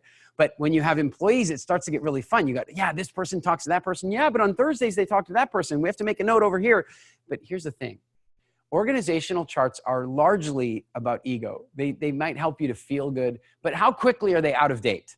Like pretty much as soon as you finish it, something changes and they become out of date. Also, what good do they really do? I'll tell you, the only good that I really perceive that they do is giving you a graphical example of what your company kind of looks like so that when you bring new employees, you can kind of show them roughly what the business looks like. That's about it.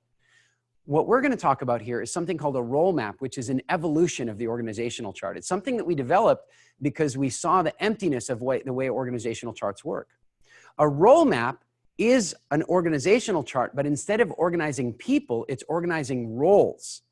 And so as you'll see with the template that we've given you, is that the role map is based around the roles that are happening in your business rather than the people that are in your business. So for example, when somebody is a solopreneur, then they can still have a role map, where having an organizational chart is kind of pointless to them, but a role map they can have, because what they can do is take a look at their business, say 3 years out, and they can create the role map based on the roles that are going to exist in the business, because they already exist. If you're a solopreneur, somebody's doing your accounting. If you're a solopreneur, somebody's doing the marketing. If you're a solopreneur, somebody's taking out the trash, right? All of those roles exist, even if you're a solopreneur. And so what we do with this role map is we build a map of the roles in the business without any names. Without any names. Just the roles in the business. So as a standard idea, you're likely going to have one person who's ultimately in charge. Who that might be could be the CEO, the president, the managing director. It kind of depends on what label you want to put on it.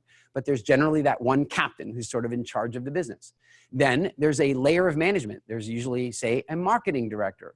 Maybe there's a sales director. Maybe that's the same person, depending on the business model. Sometimes there's an IT manager. There's generally a financial director and an operations manager. These are roles that exist in your business, even if you're a solopreneur.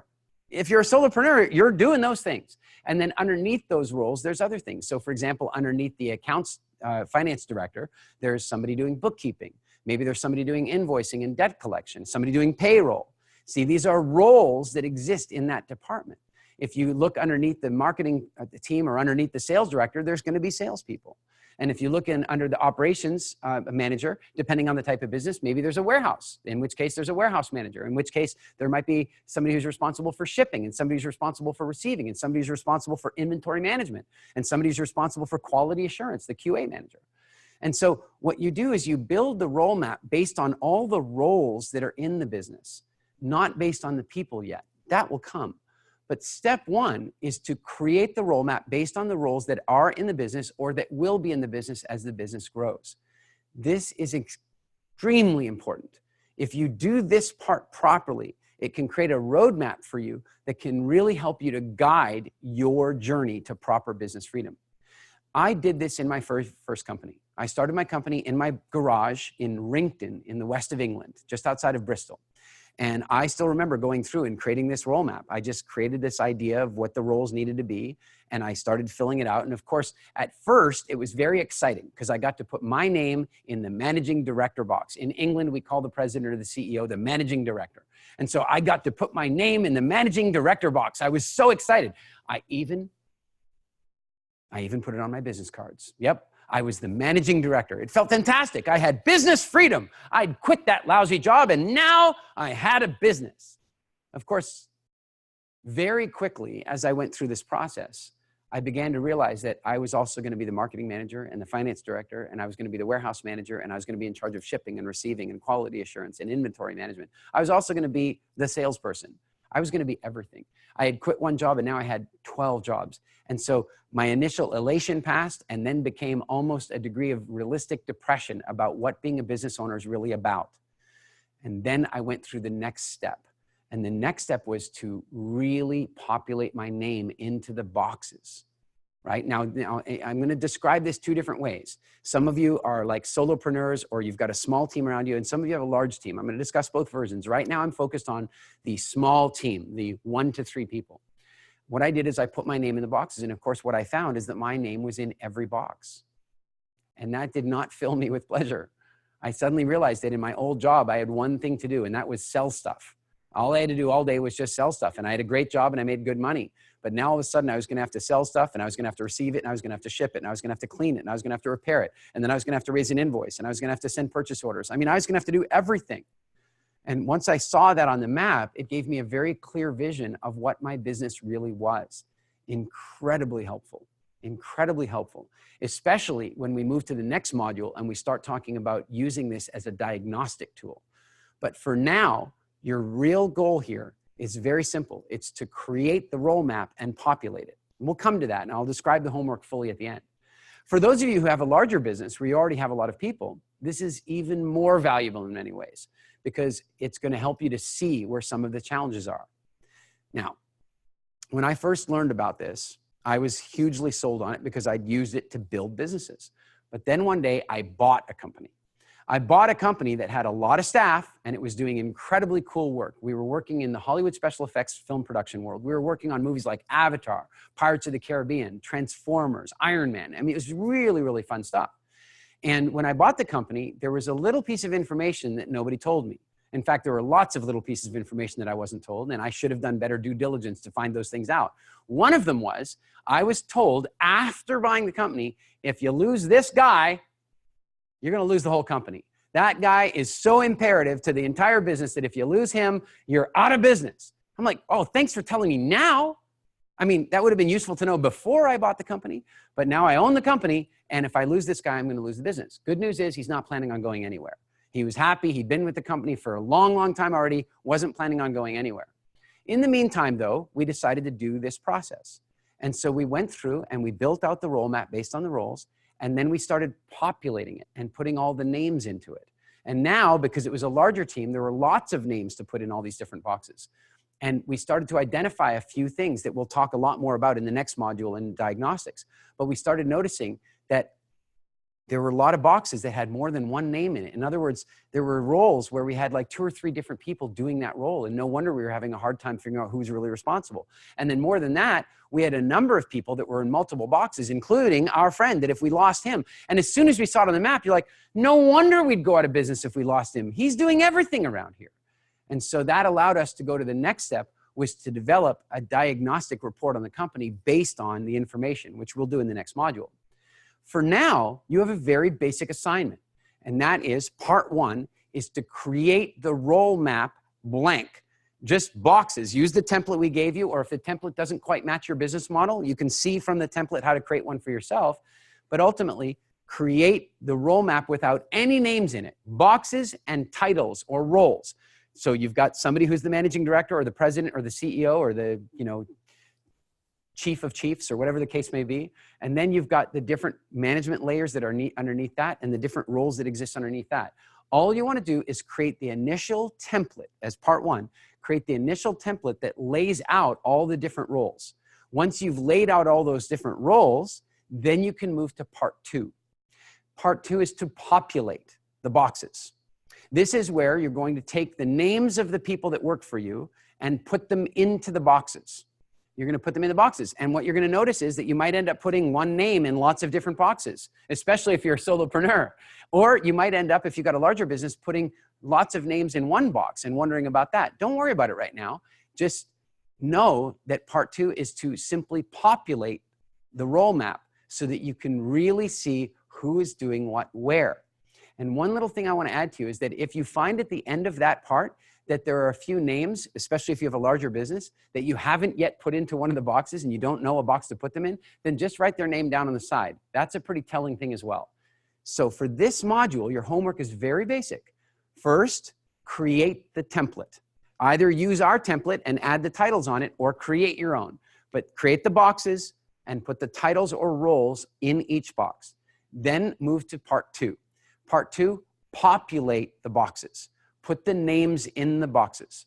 That's it for your homework for this module. And then when we go to the next module, we're going to go into using this to create, as a diagnostic tool, to both identify challenges that exist in the business now and to identify challenges that will exist in the future while you use this as a roadmap toward your true business freedom. This one thing, I said to you earlier in the introduction, if there is one thing that I could go back and teach myself at 19 before I started my first business, it would be this. So please get this assignment done. Create the template, populate the template, and then move on to the next module. I'll see you there. All right, cut and clear. Good stuff. Guys, I really mean it. I really mean it when I tell you if there was only one thing I could teach myself, it would have been this, because I did this in my first business.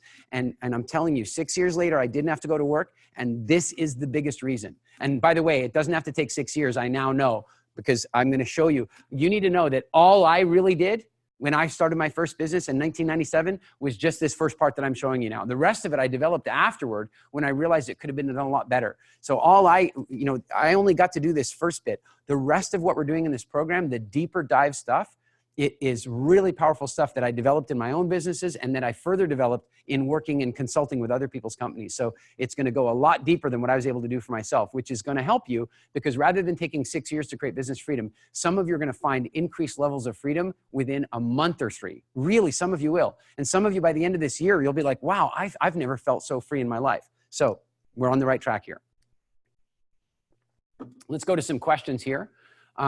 We have Marilyn Carmona. Marilyn Carmona. How do you know or identify which roles are needed for your business to put on your chart? So I think what you're asking me is, how do you know what all the roles are in the future? Well, Marilyn, you know, here's some basic stuff. There needs to be a captain, effectively, somebody who's ultimately in charge, right? Then underneath that, there needs to be people that are taking primary responsibility for the primary functions of the business. So one primary function of the business is bring in money, right? Call it a director of revenue, director of marketing, whatever the case may be. But that's a primary function that pretty much every business needs to think about. Then you have another primary function, and that is operations. You have this primary function of operations. In other words, yes, we go sell stuff, but then we have to make sure we deliver it properly and that the customer service is good and that sort of thing. And so then that's another primary function. Then there's another primary function, and that is bean counting. You know, knowing that enough money is coming in and not too much money is going out and that we're profitable and what our cash flow looks like and so on. And so that's another function. Call it the director of finance or the controller or whatever the case may be. That's another function. Another function at that level might be an IT manager. More and more these days, businesses are dependent upon the internet and dependent on computers and so on. And so there might be an IT manager. Or you might decide in your business that the IT manager actually sits underneath the operations manager. So I hope this gives you a little bit of a start. At the end, what you really can do if you need a little help kind of stimulating the way you build your role map is you can think about it like this. Just write down all the different activities that happen in a day. What are all the different things that happen? And then figure out where they happen. Figure out, like, ultimately what department does that happen in? And is that a role or is that a job within a role? So for example, if we look at accounting, bookkeeping in a larger business could be a role all by itself. We have a bookkeeper, we have an accountant, and we have somebody who does invoicing and debt collection, but we have a bookkeeper. But in a smaller business, bookkeeping could be a job within the role of controller, of financial controller. And so you just kind of have to figure out in your business where you think those roles exist. So loosely speaking, there's somebody who's in charge of revenue, bringing revenue in. So this is where marketing exists. This is where advertising, sales, and that sort of stuff. Then you've got, like I said, operations, where this is where in operations, if it's a company with physical product, maybe there's, like I said, a warehouse, shipping and receiving. If it's digital product, then there's digital help desk stuff to be helping with and that kind of stuff. Then you move over to the finance department and what's going to be in there? Invoicing, accounts payable, payroll, bookkeeping, and that sort of stuff. So Marilyn, I hope that helps. Thanks very much.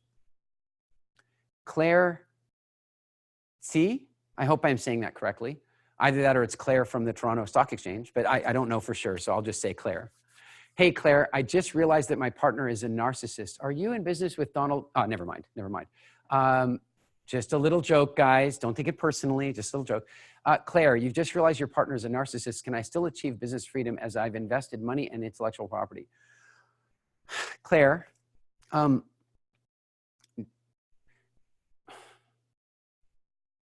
being a narcissist isn't inherently bad. It isn't inherently bad. It just makes it harder to be good.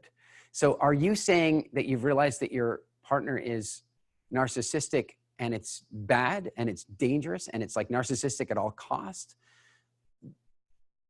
You may have to face the decision of, you may have to face the decision that you made a bad decision. It's possible.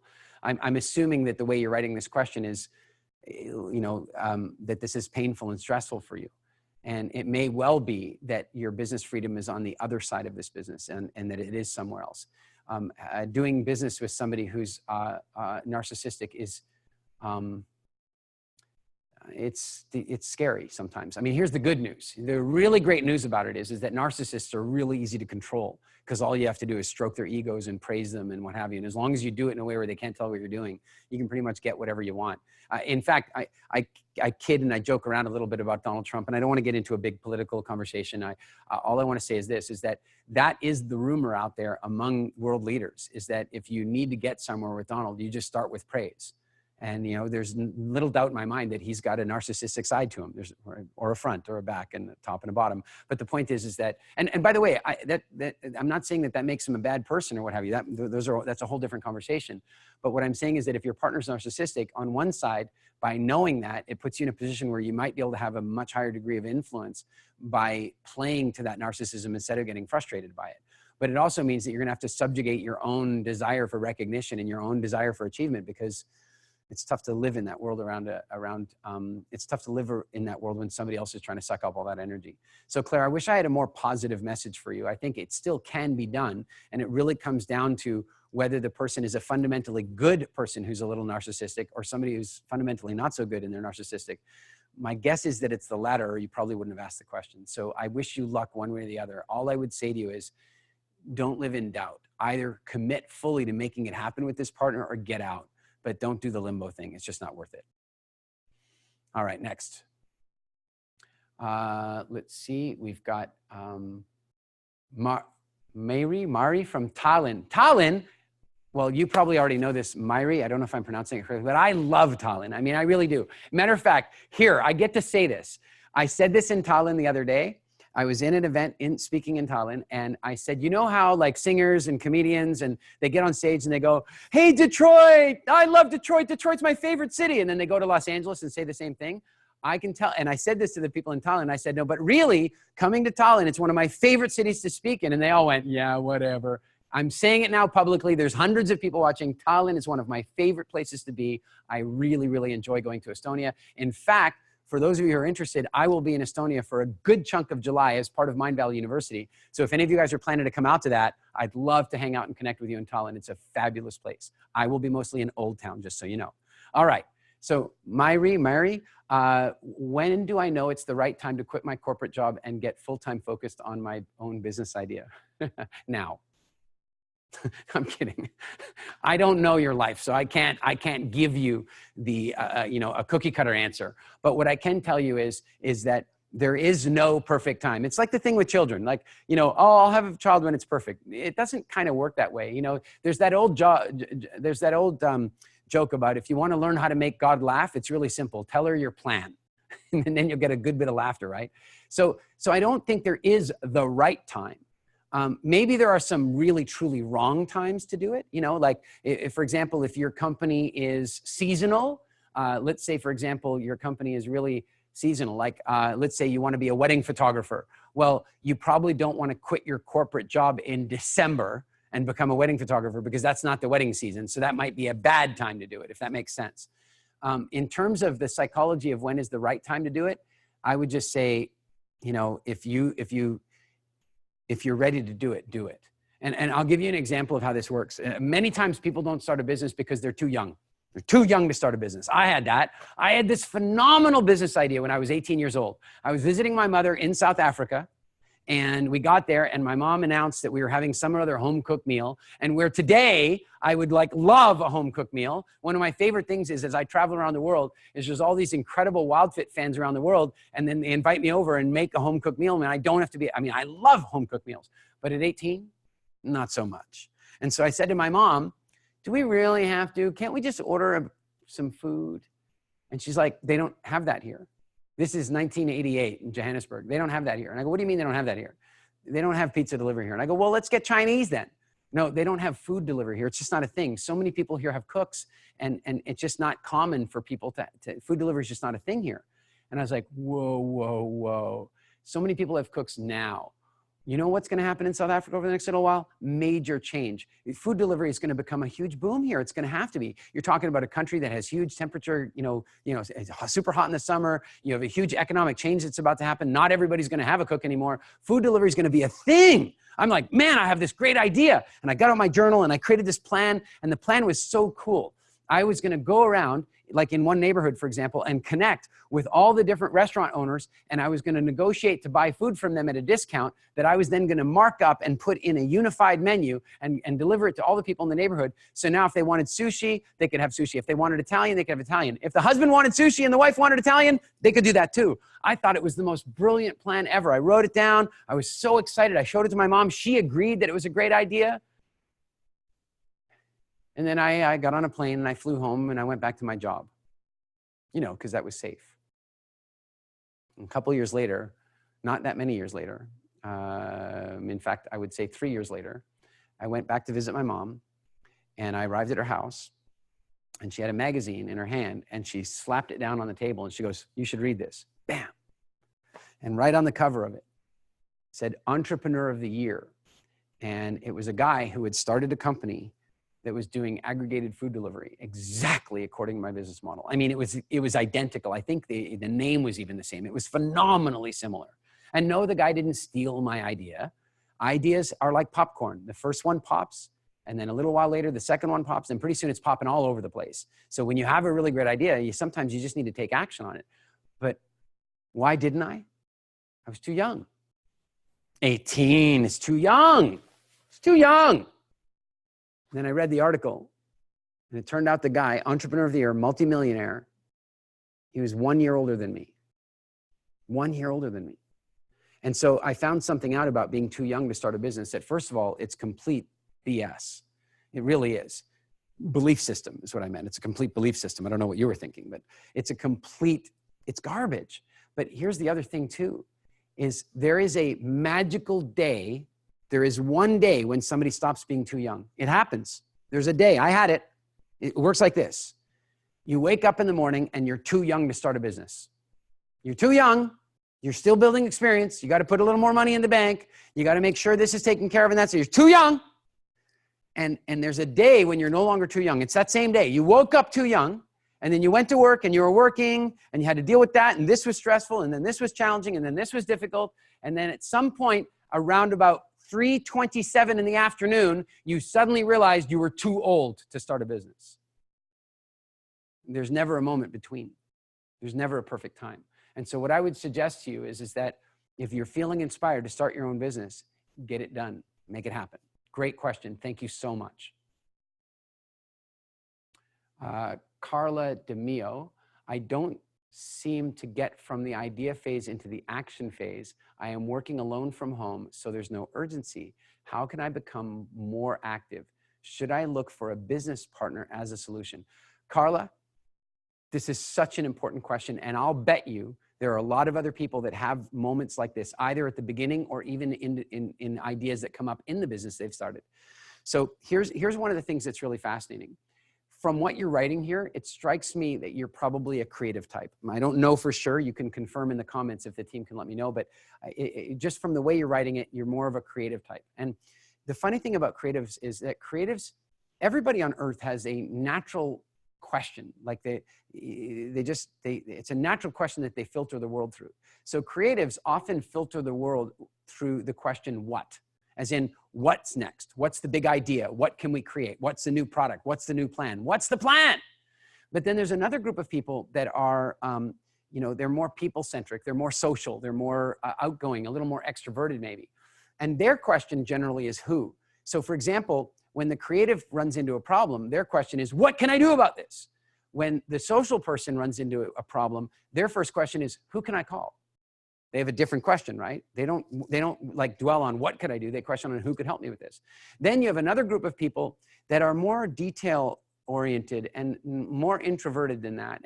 And they're more timing oriented. And so when they're immediately asking, how long will I have to live like this? Or how long would it take to fix this? They're more time centric. So they're always asking when.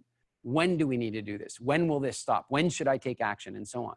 And then you have another group of people that are way more interested in leverage. You might remember I was talking a bit about my wife being really interested in leverage. And so people like my wife, their natural question is how. The problem is that at each of these points, if you ask the wrong question, you're not good at answering it. And so if you take a look at this, it's really simple. I don't seem to get from the idea phase to the action phase. So what you're really saying is, I don't know how right? You're asking how. You know what the what is. The what is the idea phase, but you're immediately going to how. And what I want to suggest to you is that for you, a much more functional question than how is who. So once you've come up with the what, I know what I want to do, I know what I want to create, I know what the next idea is, then the very next question, the minute you start to feel, oh, what about how? What about how? No, we don't ask how, we ask who. Because the person that we ask who of, you're going to say, who could help me with this? And then you're going to pick up the phone and you're going to find somebody. Maybe you'll go onto LinkedIn. Maybe you'll find a mentor. Maybe you'll find another person who's been down this path before, but you're going to ask who. And that person is either going to know who you should speak to, or they're going to know how to solve the problem. And so one of the challenges that creatives have is there are two types of creative constipation. There are two types of creative constipation. One is, I have the most incredible idea. Let me tell you all about it. And I shouldn't call that creative constipation. This is more like creative diarrhea. They're like, I have the most incredible idea. I'll share it with the world. Let me tell you my great idea. Let me tell you my great idea. Oh, I got to tell you my great idea. And then they're surprised when somebody takes the idea from them. I mean, they're surprised. And then the other version is creative constipation, where they're like, I have the most incredible idea. People come to me all the time.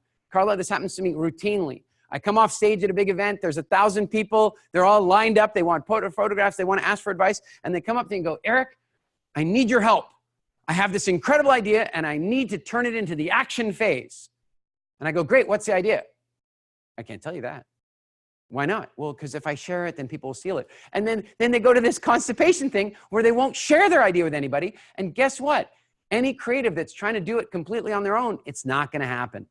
It's not going to happen. And so you said, should I look for a business partner as a solution? Yes, maybe. How about a mentor? How about a peer? How about a mastermind team? How about an intern who can simply sit and be there and give you some accountability? How about go and find yourself a co-working space you could work in?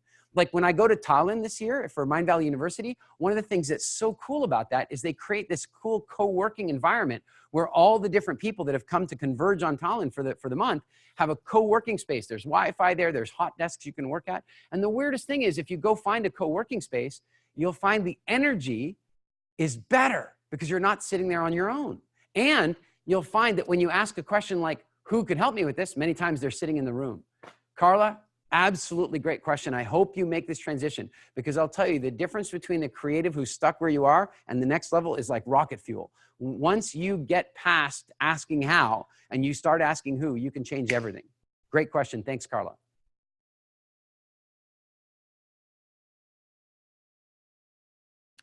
Paula, what should I do if my employees are extremely good at fulfilling their roles, but I just cannot stand their personalities? Whoa, that's a tricky one, Paula. I want to make a differentiation between you can't stand their personalities because you've got a personality clash, or you can't stand their personalities because they're bad people. Now, there's a difference. Sometimes, here's a great example. I'm a more creative type, right? So if I was going to be doing a job interview with somebody to come and work for me, which I don't do the job interviews anymore. I just don't do that. I'd rather, I'll interview them once they've been screened, because the problem is that as a creative, I am fairly optimistic. That's one of the things about being a creative. It's often the thing about being an entrepreneur in general is having an unhealthy level of optimism. I mean, think about it. Becoming an entrepreneur means starting a business knowing that 80% of businesses fail. That's got to take some optimism to be willing to take those chances, right? Well, you don't want to apply that optimism in a job interview. So if I'm interviewing somebody, it might be like, I'm creative and I'm so excited. I'm like, oh, I'm so glad you came in for the interview. We started the business 5 years ago, and then we launched this app, and then we created this membership site, and we grew this, and now we're just launching all over the place, and we're taking over the world. And then the person in the interview, they're like, oh my God, that sounds so incredible. I love the way you're doing that, and I think it's incredible, and it's fantastic, and I just love to join a team so we can take over the world together. Paula, should I hire that person? No, but I will. And most creatives will, because birds of a feather flock together. We like people that we're like. And so I might hire that person because it just felt so good. It felt so good. But then the problem is I've just hired a person that's very much like me. And we're both going to want to do the same jobs, and we're both going to not want to do the same jobs. And it's going to create friction and conflict. On the other hand, if I go to the job interview and I'm like, oh yeah, we're building this business and we started 5 years ago, and we're building this and it's so exciting and it's amazing and we're going to take over the world. And then the other person goes, do you have any idea how much that's going to cost? then I might have a personality conflict with that person. I might not like them because they're a downer, but they could be the most important person in my business. Because you see, the thing about creatives, for example, is that they're like a kite. They need someone to hold the string. They need that because you see, if you're flying your kite and you let go of the string, the kite doesn't fly away. It crashes to the ground. The kite requires resistance to fly, and a creative requires resistance to fly. And so if the personality conflicts you're having are simply that they're just different people, and it's just that they think differently and you feel like they're killing your dreams a little bit every now and again, then that's one thing. But if the personality conflict is that they are negative, that they are fundamentally dishonest, that they backstab, then you have one thing to do, and that is get rid of them. Now, I'm not saying that coldly. Of course, you would try to rehabilitate first, but you also, in the end, want to be willing to cut them loose. And here's the difficult thing, is listen to the way, and everybody else, listen to what Paula said. She says, I have these employees that are extremely good at fulfilling the roles. In other words, they're very high on productivity, but if they have a bad attitude, then that is the most dangerous person you can have in your company, somebody who produces really well and damages the company internally. And in which case, what you need to do is, first of all, try to rectify that. You need to try to fix it. And then failing that, you need to part company with them. And it might be one of the most difficult things you ever do. Paula, I hired a guy once, and he was very productive. I mean, he was producing something like 70% of our overall turnover in the company from a sales perspective, but he was terrible. And I didn't know. You know, it's, the whole emperor's new clothes thing. Like, I was the owner of the business. So when I walked in the room, he was perfectly well behaved and nobody came and told me about it. It was just the way it was. But you know what? He was backstabbing. He was negative. He would tease the other sales guys because he was so successful. He'd go and play golf in the afternoons. And of course, what they're learning is that to be successful, you got to play golf in the afternoons and stuff like that, and so he was teaching them bad habits, and he was negative. And I figured out how to fix it. If I brought him into my office and I closed the door hard and I yelled at him, and I really yelled at him, and I really laid it on the line, then his behavior would improve dramatically for about 3 weeks. And then I'd have to do it again. And I got to a place where about every 3 or 4 weeks, I was having to bring this guy into my office and yell at him. And then he would ship right, and he would shape up, and everything would be fine. But I didn't want to live like that. And the problem was, Paula, and maybe you can relate to this, is that I couldn't fire him. I mean, he was 70% of my company's turnover. That was scary to me. If I fired him, I would have to go back into just about full-time sales to make up for, and I was just starting to experience my first feelings of business freedom because I didn't have to be in the sales room, and I didn't want to have to fire him. But then I suddenly realized that my soul was worth more than that. I didn't even want to own my company if I had to yell at him every 3 weeks and if he had to abuse the people around me. And so I fired him. And it was one of the most beautiful days of my life. I fired him, and over the next 3 or 4 weeks, the other salespeople all improved so much that 3 of them ended up selling as much as him. So think about that. He was 70% of turnover, and 3 salespeople jumped up to his sales volume within about 3 months of him leaving because they weren't being held down anymore. The culture wasn't being damaged by him anymore. One of the most important things that you can build in your business, Paula, is a really beautiful culture. And so if your question is about people that are damaging your culture, it's time to take out the trash. If your question is simply about a personality conflict because they think differently than you and they're still useful and productive, then get over your stuff and keep them and cultivate them. Great question, Paula. Thanks very much. Kadri. Oh, I know a few Kadris. I hope it's one of the ones. Well, anyway, hi, Kadri. Beautiful to see you. And I'm assuming maybe from Estonia, because I don't think I've ever seen that name outside of Estonia. But anyway, Kadri, it's good to have you here. If you have several people doing the same thing, for example, selling, then it's okay to write them in one box. No. Kadri, great question. Thank you. No. What you would do is you'd have sales manager or sales director or whatever, and then underneath that, you would have a bunch of boxes that were all like, side by side with each other. So you'd have a bunch of boxes for the different salespeople that you have, and each salesperson would go in their own box. There's a reason for this, which we will come across when we do the diagnostic part, when we resume the filming tomorrow. You'll understand why we do it that way. But great question. The only time somebody should be in the same box is when it's genuinely a role that ideally only one person would be doing, but yet 2 or more people are doing it, in which case you would put them in the same box for now, and then we'll work to fix that in the next section. Great question, Kadri. Thank you. Prit, I'm going to guess. If it's European, I think Prit. So what if you are in every box and do not have enough cash flow to hire more people to put into the boxes where you don't want to be? How do you get over that problem? So Preet, we are going to talk about that in this program really heavily, but I'll give you a preview of the answer right now. The preview of the answer is that a lot of times our cash flow problems are more psychological than they are real. Hang in there. Here's what I mean. Very often when we look at all the roles that we want to get out of, your name's in every box. I've been there. I know what it's like to have your name in every box. And so you're looking at it, go, wow, it would be really expensive to hire people to fill all these boxes. So step one, it's like just overwhelming. So then what we do is break it down a little bit more simply. We look at one box at a time. Okay, but even then you're going, yeah, but I can't afford the salary for that one person. I go, okay, I understand that. But remember a few things. The first thing is that entrepreneurs are very guilty at times of looking at hiring somebody and seeing the salary in total. In other words, I'm going to pay this person $40,000 or 40,000 euros, and I have to have that 40,000 euros. No, you don't. If you're paying them 40,000 euros, then you need to have 4,000 euros this month, right? If you're hiring them for full time, and then you need to have 4,000 for next month. So you need to be able to project out that you're going to have the money, but you don't need to have the money today. Here's the next chunk down. You don't have to hire full time. You don't have to hire full time. You can hire part time. So you now don't need to have the $4,000, but maybe you need to have 1,000 or 2,000 euros or dollars or whatever the currency might be. Okay, then you can chunk it down a little even further, and that is that there are some jobs in your company that, depending on what countries everybody is in, and Preet, I'm actually going to go with Estonia with your name as well, maybe Lithuania. I don't really know, but I don't know enough about those countries to know this. But anybody who's in, for example, England, Canada, United States, Norway, Sweden, you will find in most of those countries that there are job creation programs where you can actually get people that can come work for your company, and that the government will pay for the first few weeks or the first few months even of them being at your company, with the hope that if they do really well, that you'll keep them. So there are job creation programs like that that you might want to look into. But then, Preet, here's the one piece of math I really want you to think about. I, one day, realized that I was fixing the computers in my company. Now, we'll talk more about this in the program. I'll tell the full story.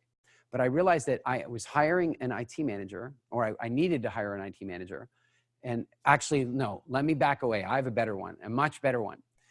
When I very first started the company, I was doing all the shipping and receiving, right? I had to. I mean, who else was going to do it? I had to do it. And then one day I did some really simple math, and I realized that when I was in the sales room, I was generating about pounds per hour that I was in the sales room. So if I was in the sales room, every hour I was on the phone, I was generating about 800 pounds of revenue to the company, not profit, revenue, right? 800 pounds of revenue. And so then I had to go to the warehouse, take off my suit. You know, it was so funny. I'd be in the sales room, I'd be making calls, and I'd go, oh, the shipping deadline's coming up. Take off my suit, put on my warehouse clothes, go over to the warehouse, pack the stuff up, tape it up, hand it to the UPS guy, go back on, change back out, put on my suit, go back into the sales room and make calls. Sometimes I felt like Superman, and I wanted to put like a phone booth in the office so I could change in the phone booth between my jobs. It was insane. And then I did some math and I realized something. Hiring somebody to do the shipping for me would cost me maybe, all benefits included, 20 pounds per hour. So I was going and doing the work myself to save myself 20 pounds per hour. But every hour I was not in the sales room, I was losing 800 pounds per hour. So I was losing 780 pounds per hour every time I walked into the warehouse to do my own shipping. Now, that's a very extreme version of the math, but I would suggest to you that just about every role that you have in that business is on an hourly basis less expensive than you are valuable when you're working on the stuff you really should be working on. And so what I'm suggesting to you is, don't think about it as a larger problem. Think about it as in the individual roles. Think about part-time work. Think about interns. Think about how you can bring people into the business that you can, that's going to allow you to create the leverage so that the cash flow does improve so that you can start hiring at a higher speed. You got to start somewhere. And sometimes it's as simple as getting that first person in the door. I'll never forget what it was like for me. After making this realization about the warehouse, it was really simple. Here's what happened. It's funny. I don't think I've shared this story before, but I had just moved to the west of England. I had quit my job. I had started my company.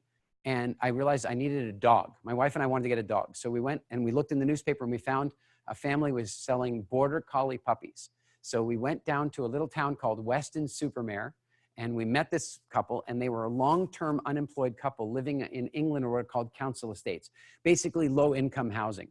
And we got there, and we ended up buying the puppy from them. And they kind of asked us, you know, because of my accent, they're like, and my wife has had a Canadian accent as well. They're like, oh, what are you guys doing here in the west of England? And we said, oh, we're starting a business.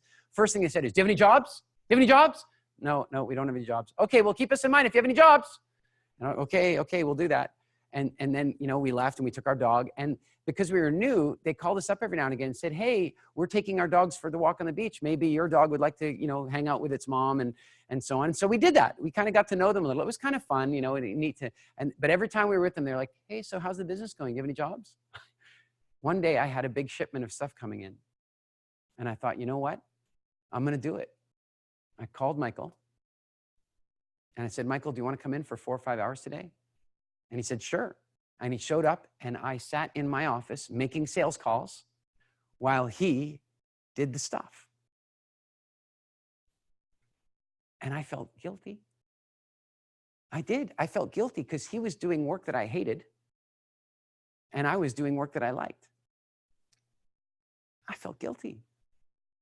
I walked in at one point and I go, hey, Michael, thanks so much. I really appreciate you doing this work for me. I felt like maybe I wasn't even paying him enough. You know, like I just so appreciate you doing this work for me. And he's like, what are you talking about? He's like, thank you so much for the opportunity. I've been trying to find a job. He'd been unemployed for like 7 years. And he's like, I am so grateful. He goes, I just love it. He goes, look at this. You've got this tape gun. And when you do the tape, it makes this really cool sound. And he loved it. And my guilt was gone. And then I brought him in for another project, And then one day I was like, well, you know what? We have to fix some of these things from time to time. Do you have any interest in going to an electronics course? And he goes, yeah. And he looked up the local college and he found an electronics course, and we helped him enroll in that electronics course. I didn't even have to pay for it. It was a government course that he was able to take. And he went and he did the course. And then while he was at the course, we landed this other big contract. And I said, hey, do you have any students in your course that might be interested in getting some practice on electronic repairs over here? And he goes, yeah. And he brought this guy, Dave. And so he and Dave showed up, and Dave were working in the warehouse. They worked for us for years and years and years. And it all started with 4 hours. So Preet, a couple hours at a time. Start small, grow big. Great question. Thank you.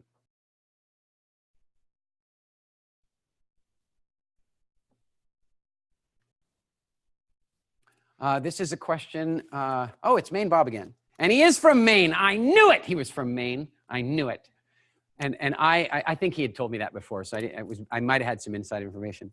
And for those of you who don't know where Maine is in the very northeast corner of the United States. And it's directly, basically Maine Bob and I are neighbors because I grew up in Halifax, Nova Scotia, which is right there beside Maine. And there we go. So Maine Bob's question. Where does outsourcing fit into the role map? What if you move a role to a local or foreign places? And do you offer mentors? Okay, I'll deal with your second question next. So your question is, where does outsourcing fit in the role map? It fits exactly there. You just put the name of the outsourcing company or the outsourcing person in the role map. Maybe you designate it with a different color or a star or something to make it clear that it's an outsourced person, but absolutely you can do that. You know, whether you're using an employee or a contractor or a completely independent contractor or an outsourced company, it doesn't really matter. I had a virtual assistant provided by a virtual assistant company. And she was actually in a few of our boxes in our role map. And she was in those boxes still as a member of our team, but us knowing that she was working for another company, and that was totally fine. So absolutely, the role map, you use the role map exactly the way we've described, and outsourcing is put into the role map just the way you would think it should be. And then when you say, what if you move a role to a local or foreign place? I'm not really sure I understand, but I think you're talking about, like, for example, what if we subcontracted a bunch of work off to the Philippines or something like that? Then you just make a note of that on the role map. You know, and if you've decided to, like, for example, I hired a guy in India to do some software development for my first company. So in that department, he's there, you know, Amit, he's right there in the role map. Sure, he works for another company, but there he is in the role map. So that's how you would handle that, Maine Bob. I hope that helps. And then your other question is, do you offer mentors or mastermind groups as part of Business Freedom? We do have that. I'll probably talk a little bit more about that later on, but we obviously have a bunch of different programs within the whole Business Freedom Academy, including live events and mentorship programs and all that kind of stuff. I'm not here to be marketing or selling that at the moment, but I will address that question a little bit later on. Great question. Thanks, Maine Bob. Vladimir Ivanov from Tallinn. I'm trying everything I can. I got one of them right, I'm hoping. Okay, Vladimir, is it a good idea to share your business freedom ideas and plans with customers and workers? Yes and no. You know, it's funny, Vladimir, when I had my company in England, I had some very good friends, Valerie and Stuart, and they had a very similar business to mine, but they had come, Stuart had come from the military, and Val had come from being an employee for one of the big manufacturers. And I had come from more of an entrepreneurial background. So I was building a business like a business owner, and they were building a business like employees would build a business. It was a little bit different. Both great businesses, no criticism, it's just different. And the one thing that I found really funny is, like, I offered to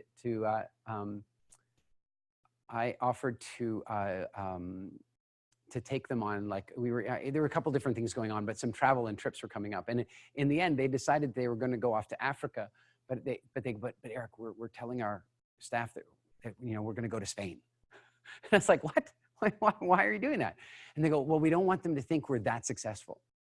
Now, you have to remember that English culture is, you know, it's unique. It has its own flavors and so on. In fact, one of my least favorite English expressions is when you tell somebody from England your dreams and your hopes and maybe your upcoming vacation or something. You go, oh yeah, I'm going to Africa. And then English people, English people, I'm sorry. You have to understand, my wife is English and both of my children are British. So I'm allowed to make the odd British comment here and there. And I lived there for 10 years. So it's not like I'm, you know, but anyway, this is, you tell them, oh yeah, I got myself a new car, or I'm going off to Africa on vacation. Then this is what they go, oh really? It's all right for some people. Like you're supposed to feel some shame about your success. And by the way, the English people think they've got a monopoly on this, but they don't. Australia has their version. It's called tall poppy syndrome. The metaphor being is that you have a poppy field growing and you want all the poppy flowers at the same height to make for easy harvesting. So if one poppy grows really, you know, has a genetic mutation and grows really tall, you got to cut it down. You got to keep it down to size. And so in Australian culture, they have this tall poppy syndrome where if one person in a group of friends is getting too full of their britches, you know, they're getting too full of themselves, then you got to cut them down to size. It's an expression. And in Scandinavia, they have Jantala or Jantaloven, Jantalagen, where they have this series of laws that tell them they should not think they're special. And here's the real joke about those laws. Those laws were written in a fictional book as a satire of a community that was living oddly. In other words, the author's like, these people are weird. They're living as if these laws exist. And then those laws somehow actually ended up becoming a part of the Scandinavian culture. And so the same thing goes on there, where you're not allowed to be too full of yourself and so on. America, uniquely, is the one country where apparently you're quite allowed to be and even in America, there's issues with this. And so, Vladimir, to really answer your question, I think it can be somewhat challenging if you really are sharing your business freedom ideas, because there are some people who might take that as a bad sign. Like, I would not, for example, tell your customers that you're working toward a time when you don't have to be there anymore. Especially if your customers see you as really valuable. You would want to wean your customers off you over time. When I sold my first business, they had an investigator do customer service satisfaction surveys and so on. And they said that on one level, it was the best survey they'd ever done because we got the highest scores of any company they'd ever surveyed. But there was some bad news. And the bad news was that every one of the 20 clients that they called mentioned me by name. That's bad news when you're trying to sell your company. But then the investigator said, but we're not too worried about it, because even though they mentioned him by name, none of them have spoken to him in over 18 months. So in other words, they still remembered me, but they were remembering me in the business. In other words, it's a little bit like, I'm not trying to compare myself to Richard Branson here. I'm just saying it's a little bit like when you fly on Virgin, you're doing business with Richard Branson. So they were used to doing business with me, even though they weren't talking to me. So I don't think I would want to share those plans with my customers. With workers, I would be sensitive about that. We had, we had a business where we had one member of our staff that, as we were teaching all the business freedom content, she kept on saying, well, I want business freedom too. And my wife and I would often look at each other and go, well, okay, but you're like an employee of the company. You know, business freedom is something that the business owners are creating. Now, the kind of business freedom we would want her to have is a business freedom wherein the job that he or she has is a job that they love doing. And that's the type of business freedom that an employee should be getting. But if you share too much of the business, it's entirely possible that some of your workers are like, hey, business freedom, that seems like a good idea for me too. So, but at your management team level, you should absolutely be sharing it with them. You should be telling your management team. I mean, my team, everybody on our team knows that the goal is to remove me as much as possible from every process. They know that. It's absolutely clear. The job is to remove me from every process. And it's to the point where I'll call up and I'll go, hey, do you guys need me on the weekly meeting? And they're like, no, please don't come. Please don't. When you come, everything gets really complicated again, right? Because I come in with all my ideas and all that kind of stuff when really they're just trying to get stuff done. So what I would suggest is that at a management level, it's really useful that your managers, as you bring on managers, that they are aware that your goal is to be working only on the important, to be working yourself out of the non-essential things. So I hope that answered your question, Vladimir. Really good. And I hope maybe we get to connect when I come back to Tallinn. Harold, for an entrepreneur, there is not a lot of choice when it comes to doing almost all the roles yourself. Or am I seeing this wrong? I would love to not do the marketing. No, Harold, this is the whole point. You went to school and you learned things in school that were useful in school, but that are not useful in life. You know, our entire school system was developed to prepare a generation of children to work in factories. The bell rings, the class begins. The bell rings, the class is over. The bell rings, you get to go on a break. The bell rings, it's time for lunch. The bell rings. The entire process was you sit in a chair and you listen and you learn important things for the Industrial Revolution, but not for the information age and not for the way we live today. And I'll give you an example of this. Harold, you tell me, if you collaborated with some of your student friends in school and you were not specifically told to do that, what would your teachers have called that? Cheating. We were hammered in school, and I don't care. Harold, you could be in Sweden, you could be in Denmark, you could be in South Africa, you could be in Australia or New Zealand. It doesn't really matter. Our school systems in the Western world pretty much have standardized on teaching people that it is up to them. So much so that you can take 3 kids and put them on a project together, and they will all 3 be wanting to make sure that they get their fair share of credit. Oh, I did more work. Oh, you did more work. Or I did this part. No. In school, collaboration is cheating. In entrepreneurship, collaboration is lifeblood. And so when you take a look at your business, when you take a look at that, I want you to recognize that one of the reasons that you, as you put it, there's not a lot of choice when it comes to doing all the things yourself. That's because for 12 years of school, you were taught to do everything by yourself. And so it's a new skill set to be willing to delegate. Remember, I just told you the story. I get Michael in and he's he's packing up the stuff and he's doing all the yucky, icky work that I hate. And I feel guilty. I feel guilty. I feel like I should go over there and help him. I really did. I felt like I should walk over there and help him. No, he was doing what he liked. I was doing what I liked. And that's ultimately how we build a business. And so, Harold, yes, there's somebody out there that could be doing your marketing for you. There's somebody out there that could be doing your accounting. Harold, there are people who love doing that stuff. Here's an example. This is going to come as a shock to many of you. But there's an entire group of people out there in the world.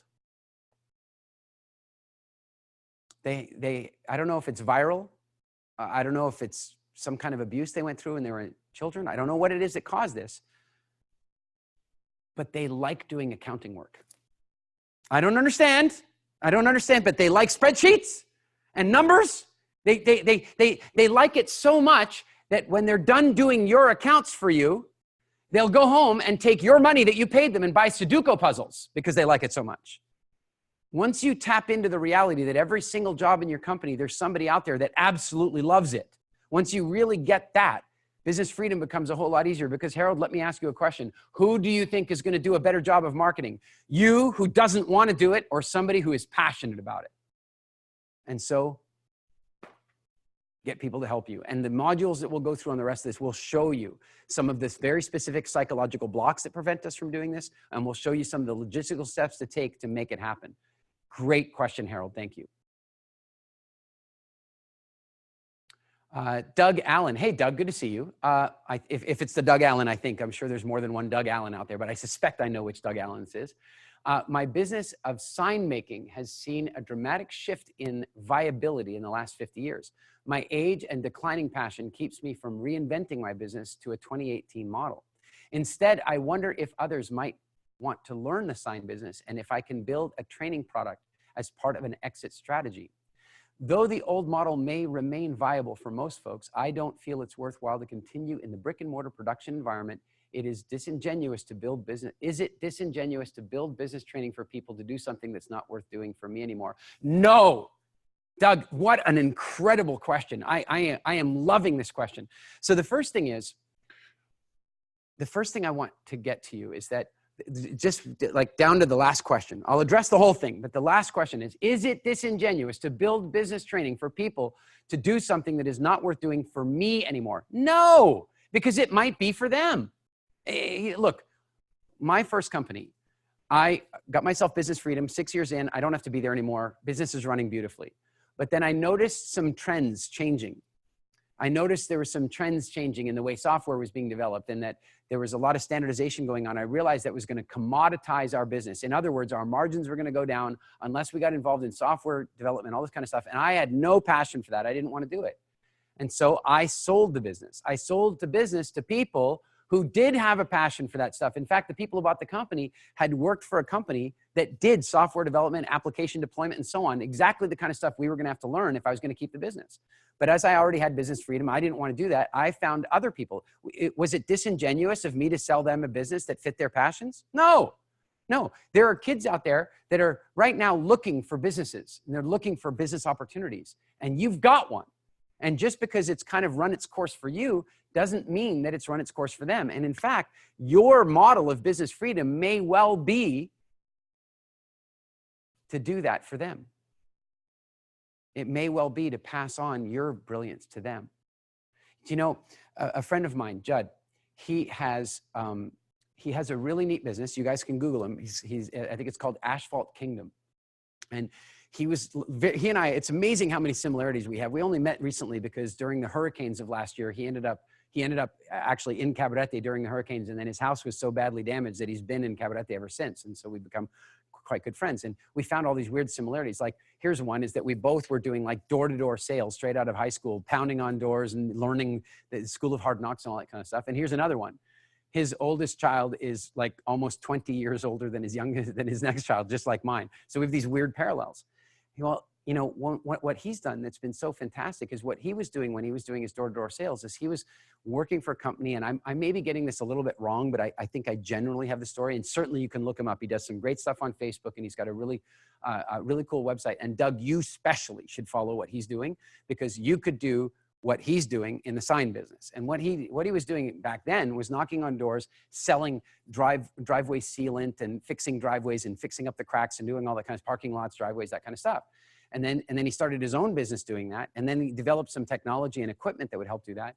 And then he started teaching people how to do that.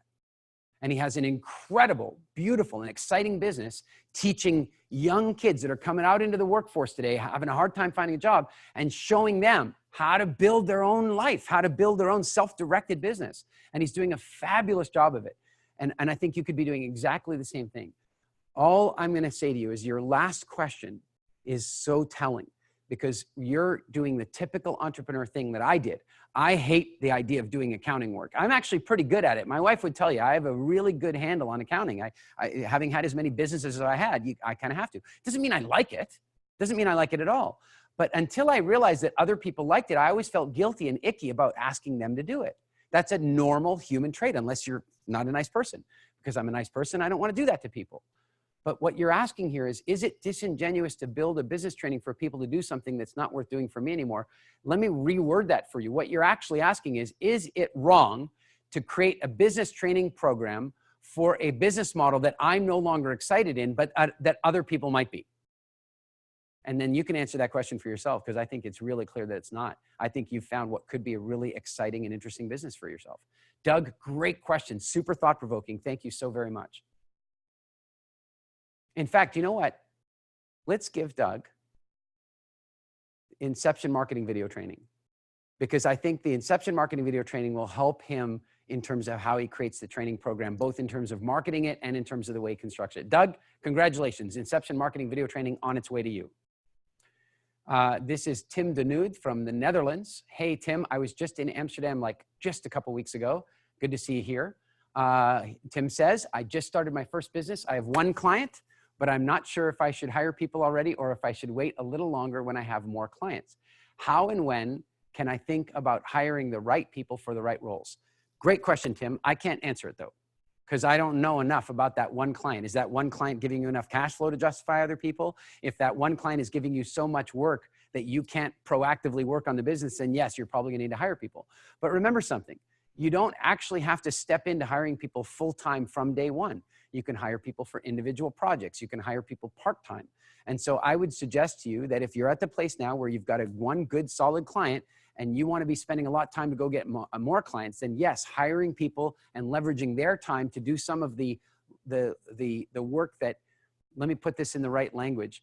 There's things that you're doing that are super high value, and there are things that you're doing that are lower value relative to your time. What you want to do is hire people to do those lower value tasks that you can pay them less money for so that you can spend more time doing the stuff that's really valuable and important to your business. So I would suggest that hiring now and beginning to think that way, if you've got the cash flow for it, it is the right thing. Do it now. Don't wait till you're too busy. I can't believe the number of times people go, I really need to hire somebody. I'm just too busy. Well, okay, then there were some steps you needed to take before you got too busy. And of course, through the rest of this program, we'll show you what some of those steps are. But for now, Tim, maybe you want to look at getting somebody on a casual basis, on a single project or on a part-time basis, an easier way into the whole thing so that you don't have a bunch of obligations. Maybe that helps. Great question, Tim. Thanks very much. I think this is our last question. Oh, that was our last question. All right, guys, have you had fun so far? Oh, I'm so glad. It really, I can tell you from the very, like not from the bottom of my heart, but from my entire heart, this is so much more fun for me with you here. It really makes a big difference. So I hope you're getting a lot of value. This first day has been a little bit pedestrian. It's a little bit basic, and I hope it's still been packed with a lot of value for you. The stuff that we move into tomorrow starts getting incredibly strategic and really deep, and will really help you to move toward business freedom. Really, really exciting stuff. If you've got questions in the meantime, feel free to pop them into the Facebook group. If I have a little time later tonight, I might pop in there and answer a few of them, and the team can certainly collect them up ready to go for tomorrow. Any housekeeping items I need to include? All right, now here's one thing. Here's one thing I would like. I would love, if you've gotten value out of today, if this has been engaging for you, if you feel like this is going to be valuable for you and has already been, then please go and share the link with your friends or share the Facebook group with them. Let's get as many people coming in and enjoying this as we can. It's super, super fun when we do that.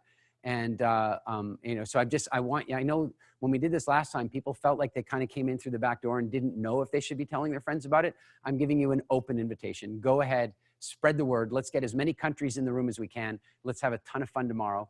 Congratulations for completing the first day. It's been super, super fun. Thank you for being here, and I'll see you again tomorrow. Same time, same place.